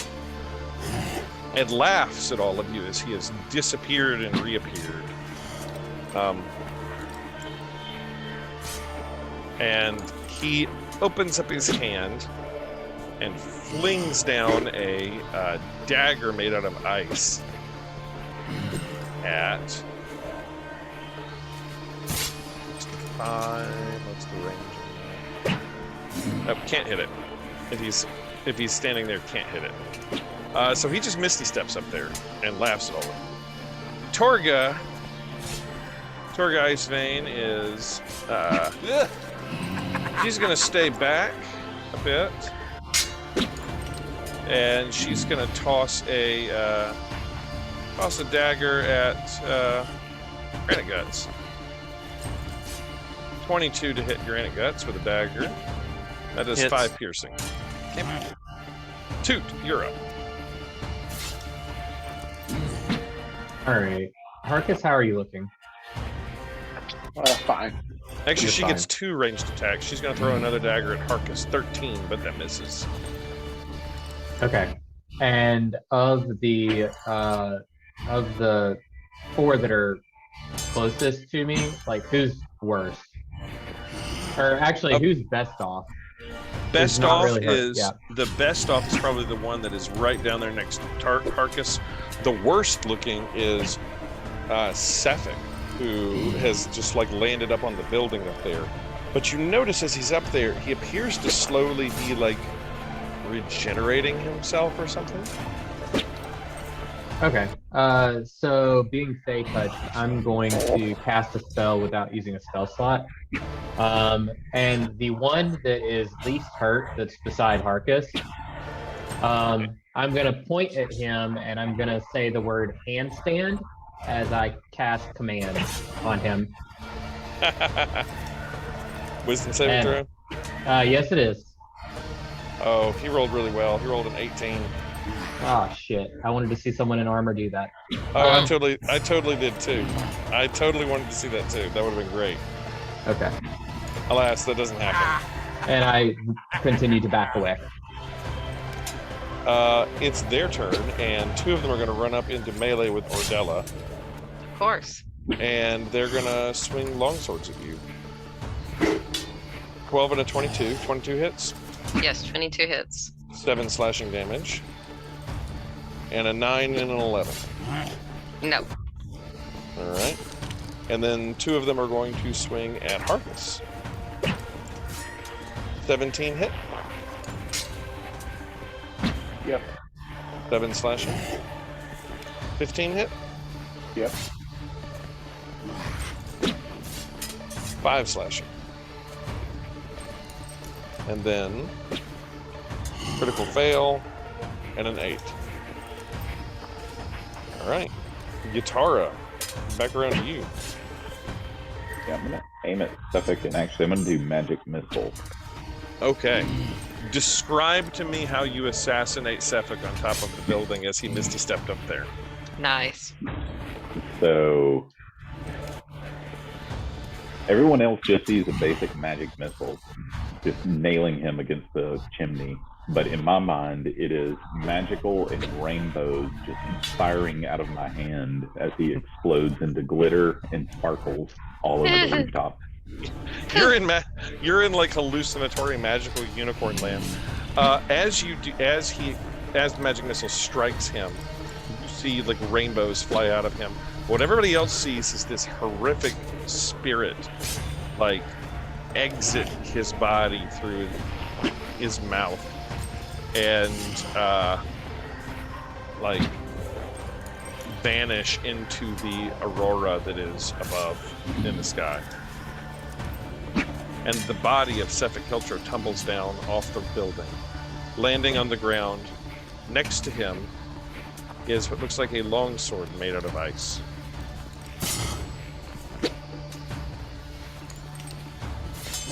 Headlight Granite Guns, you're up. Okay. As a bonus action, I am going to use my last spell slot to cast Shield of Faith on myself. Okay. To up my AC a couple of points. And then I am going to, let's see, 5, 10,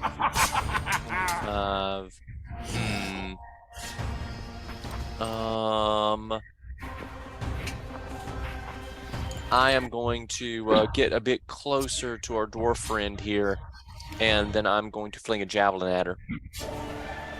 She screams, "You killed my chief of security! I'll have all of your heads." That hits. The javelin just like her square in the chest. Oh. She like stammers backwards as you nail her with a javelin. Leonard, you're up.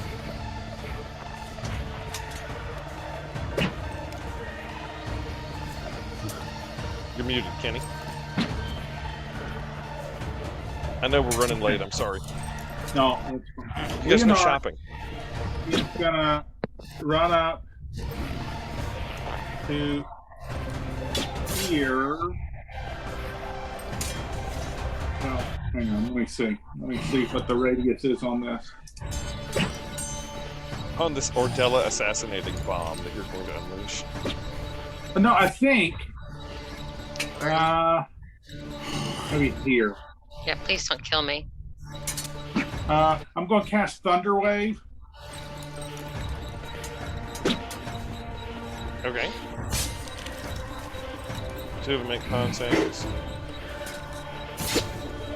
I would say that's a 1 success and 1 fail. All right, so 1 takes 11 damage and is pushed 10 feet back. He blasts that way. And then the other one takes 5 damage. And he's still sort of there on Nordella. Harkus, you're up. You got 2 guys with armor and swords on you. All right, I'm going to take a quarterstaff. Yes. Oh, that'll do it.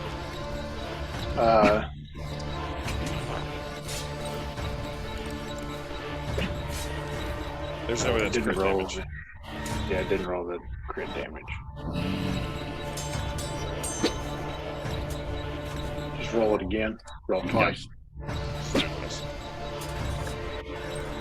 Oh my god. That's terrible. That's it literally couldn't be any worse than that. Yeah.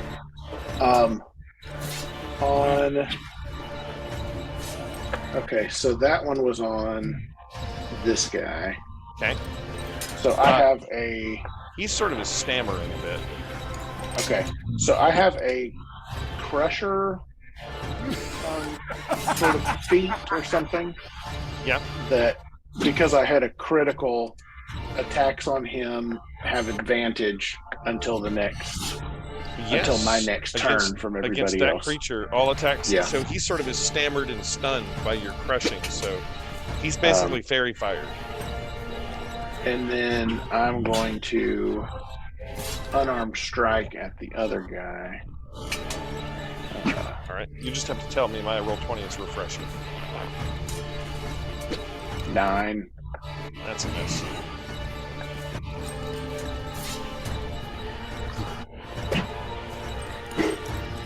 Okay.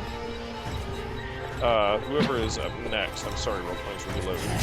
That's fine. That's me. I'm gonna attack this guy in front of me with my great axe. Hopefully.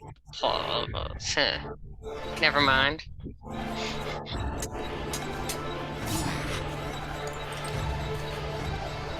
I'll wait to get smacked now. Yeah, 12 is a miss. Sephic is dead. Torga is up. Torga sort of says something about, you want to have something done, you got to do it yourself. She runs up on Cadillac Granite Guts, who's there, and she pulls out a scimitar and tries to take a slash at Granite Guts with it. 15 hits your Granite Guts? It does not. He swings it again, this time for a 9. That's a miss 2 times. Toot, you're up. Okay. I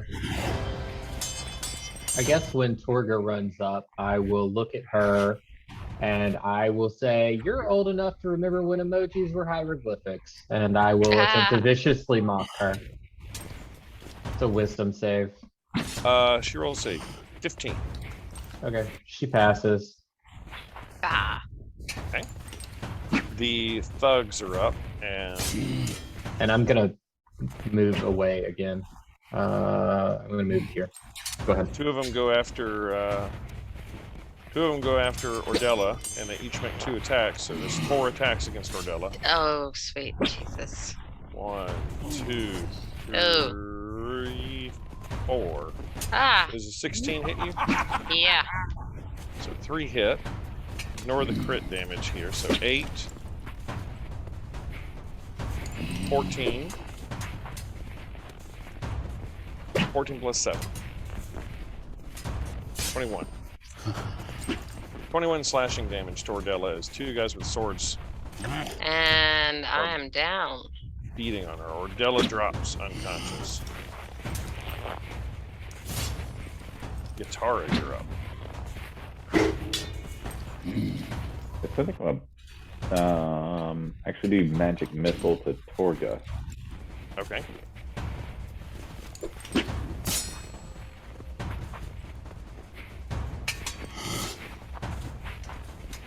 Ooh, 8, 11.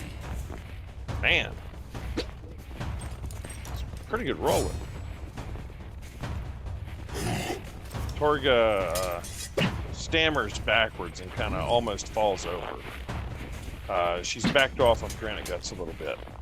And in fact, Granite Guts, you're up. As Torga sort of stammers backwards away from you, being popped in the chest by 4 magic missile targets. As she was knocked off balance, I don't suppose I got a dedicated opportunity attack, did I? Sure, go ahead. Okay. I'll give that to you. Okay. Then I will pull out my sword. That doesn't hit her though. Okay. But it's your turn. Okay. So I am going to get a bit closer to her, and then I'm going to poke her with my lance. Oh, that hits. Okay. Oh, dang.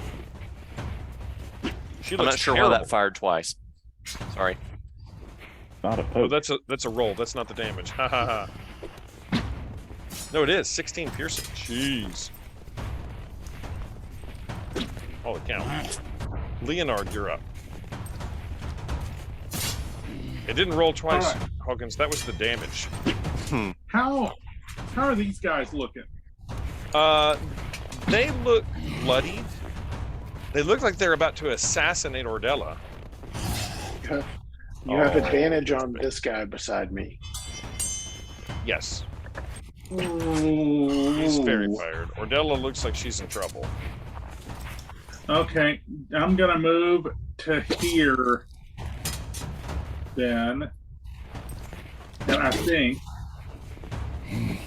here, wherever 15 feet will not get Nordella. Okay. And cast Thunderwave again. Okay. They make con saves? Yeah. Both of them fail that terribly. All right.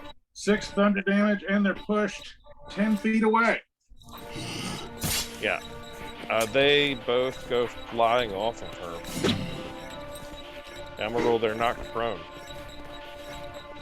Harkus, you're up. Okay. So I guess technically he's not fairy fired anymore. Is that? It is now my turn. Does it last through my turn? It says until my next turn, I think. So not anymore. Yeah. Yeah, until the start of my next turn. All right, I'm going to swing at him again with the quarterstaff. Nope. Okay. And then, just a reminder, you have Bardic Inspiration. And that's a D6. D8. D8. Okay. They're pretty armored. Yeah, I'm not sure that the. It's a D6. It's not a D8 yet. Okay. Yeah. Okay. Well, then let's just do the unarmed strike. Okay.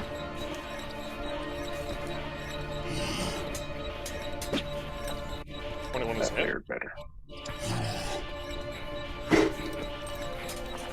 And then I'm going to make that with my Draconic Strike. I'm going to make that fire damage. Ooh. Fire sort of wreaths around him. Oh, He sorry. screams a bit. I didn't mean to roll that. That's okay. Okay. Nordella, you're up. Make me a death save, Nordella. Just roll a d20 straight up down. You're muted, Melissa. That's okay.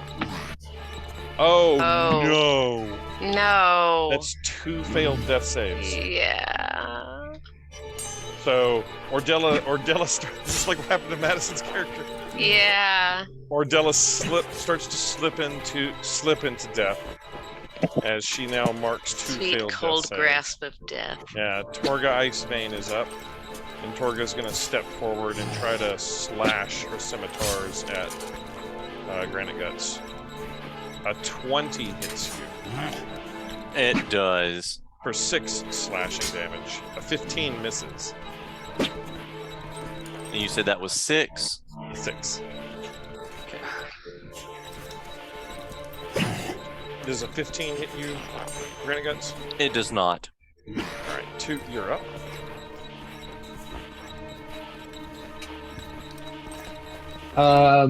I will look at Nordella, and using my last spell slot, I will say it wasn't much fun last year having a broken neck, but I can look back now and laugh. And I will cast Healing Word. So you are up with 5 hit points. Yay. And with my action, and that was my last spell slot. So now, Nordella, remember, have you used your orcish, like you don't drop to 0, you drop to 1 thing? Ooh, no, I did not. So remember that if you drop again. Okay. Yeah, the Relentless Endurance. Relentless Does it Endurance. happen automatically, or? Yes, it happens automatically. It So should have if happened I- before. Yeah, if I didn't see her down, then I'm not casting that spell slot because it's literally my last slot. I'm gonna. We can't really undo the past here. Okay. Okay, fair enough. I used that spell slot. Who's the worst looking of that's still up? Of the still up, the 2 that were on Nordella are the worst looking. Okay, but they're prone, correct? Yeah, they're both knocked prone. Okay. What about the two that are on Harkus or Torga? The one that he had previously crit on looks the worst. Okay. I will fire a crossbow at that one and. Okay. See what I can do there. That's a miss, I'm afraid. Okay. That's all I do. All right. The two that were on Nordella get up. And they both bum rush Nordella. You just gotta get me killed.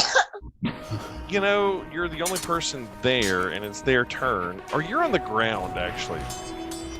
Let's think about this. They just got knocked down. They know you're down. They just got knocked down by Leonard. I think they would probably... You're down prone. They think you're down. Leonard just blasted. I think they would charge Leonard. That's fair. Because they think you're neutralized. They knocked you out. And Leonard just blasted them. So I think they would charge Leonard. Don't worry, they're about to knock me out. It's not going to take much. 16, 20, 7, and 15. Does a 15 hit? Yes. Oh, good night, Leonard. Total of 17 slashing. Oh, I remain standing. All right, you take 17 slashing, and then the two that are on that are engaged with Harkus act. Critical fail, a 7, a 20, and a crit. So the 20 does 9, and the crit does 9, so 18 slashing to you, Harkus. Okay, I'm going to use my relentless endurance and go to 1 HP. Oh, no. Yatara, you're up. I'm gonna aim for Torga again with another magic missile. Magic missile. Roll the first dart. After 2 darts, Torga drops.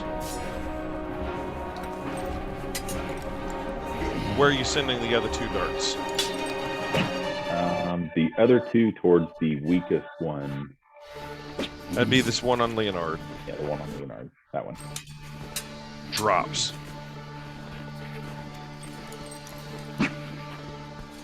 Cadillac Granite Guts. Torga, who you've been engaged with, is dead. You see Harkus behind you drop down like he should be dead, but somehow like grunts and pulls himself up. He's got 2 dudes on him.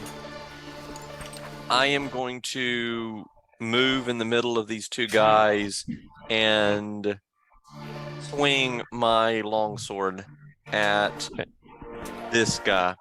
Okay. Actually, which one of them has the most health? The most health is the one to your left. Okay, so yeah, I'll go for the one at the top, and then let's. You know, 7. I'm not impressed with this sword at all. This is a very unimpressive sword. 7 is not going to do it. Leonard, you're up. All right.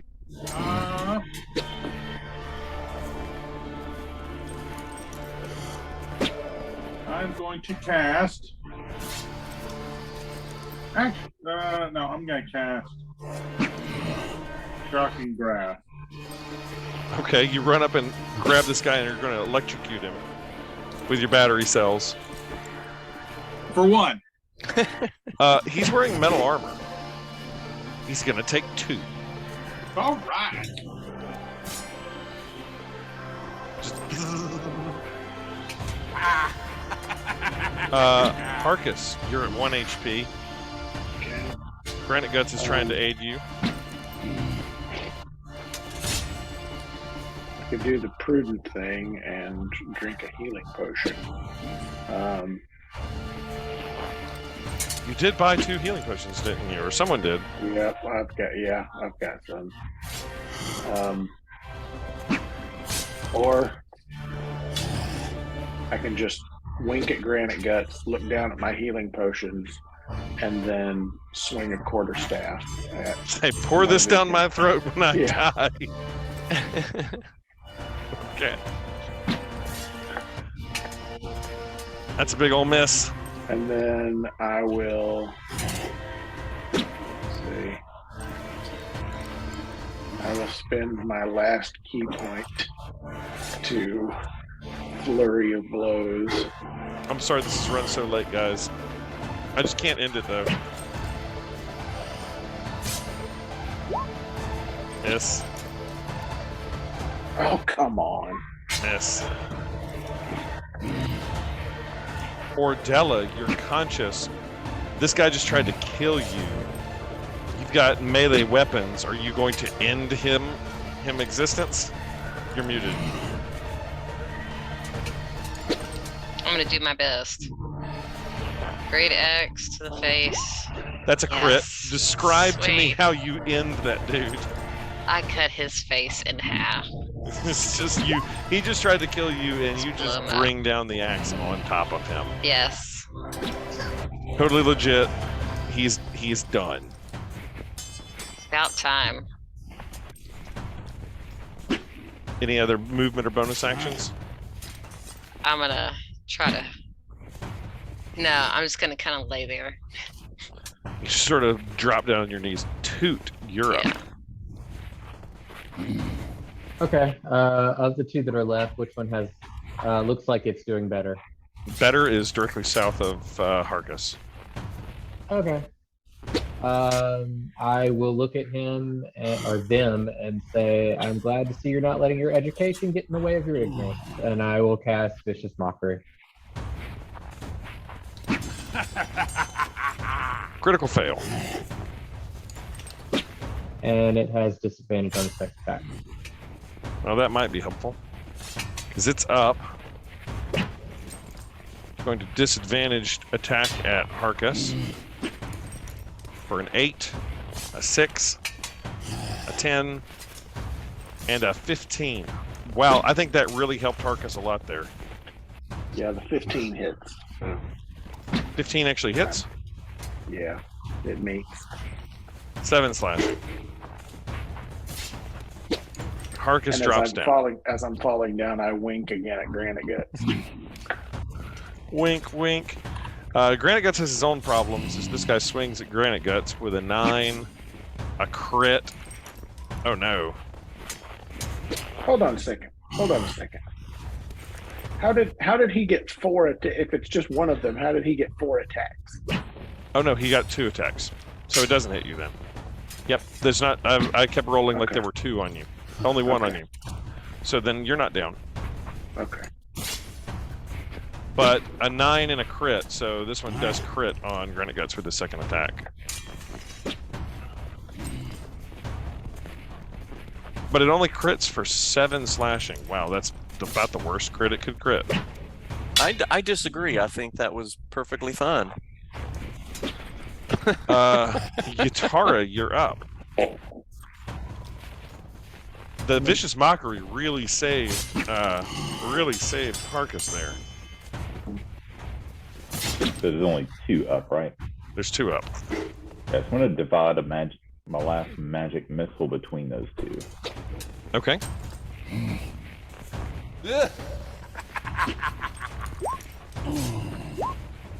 So 9 to this guy. That drops him.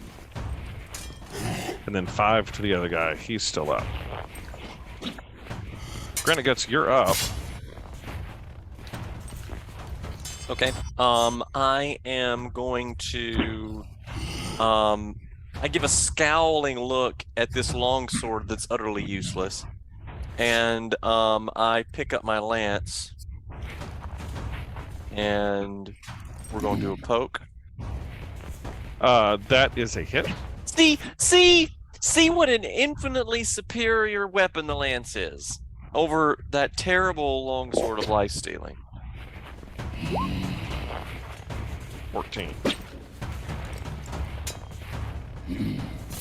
Leonard. All right. Leonard is going to.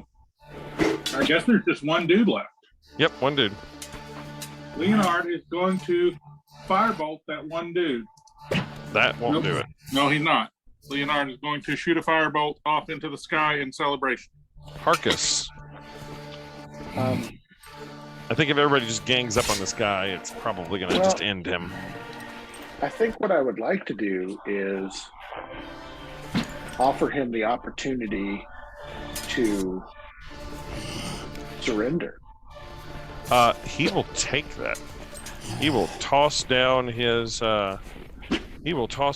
sword and throw his hands up in the air and says, I surrender. I'm done. You guys win. I point at him again and say handstand.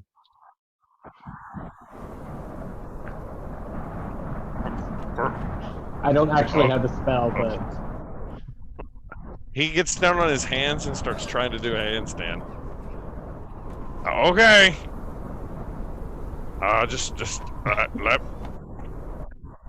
No, nothing hard feelings. You guys already took all the best stuff out of Torgus anyways. So, that's it. I surrender. I'm gonna, before I forget, Jeff. Yeah.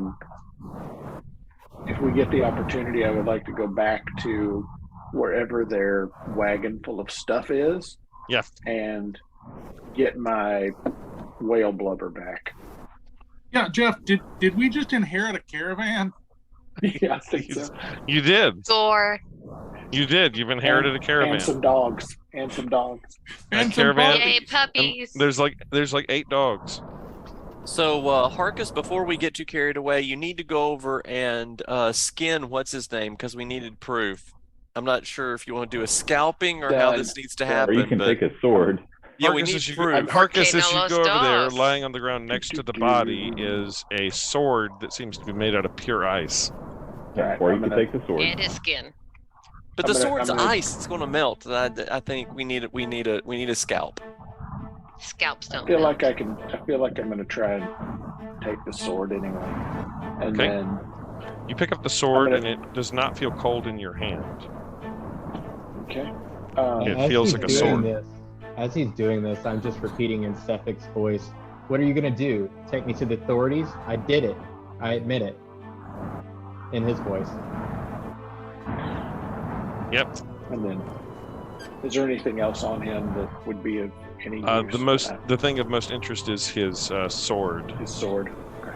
Other than something from his body or an article of clothing to prove that you have done him in. Yeah, I guess you could take his head.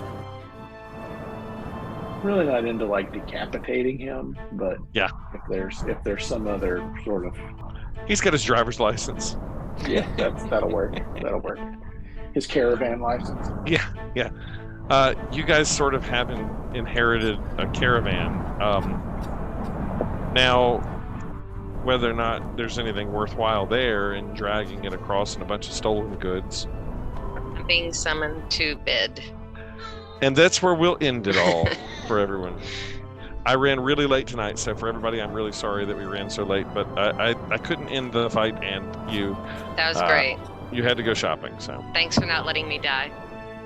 Lots of fun. Good night, everybody. Good night. Right. Good night. Night, y'all.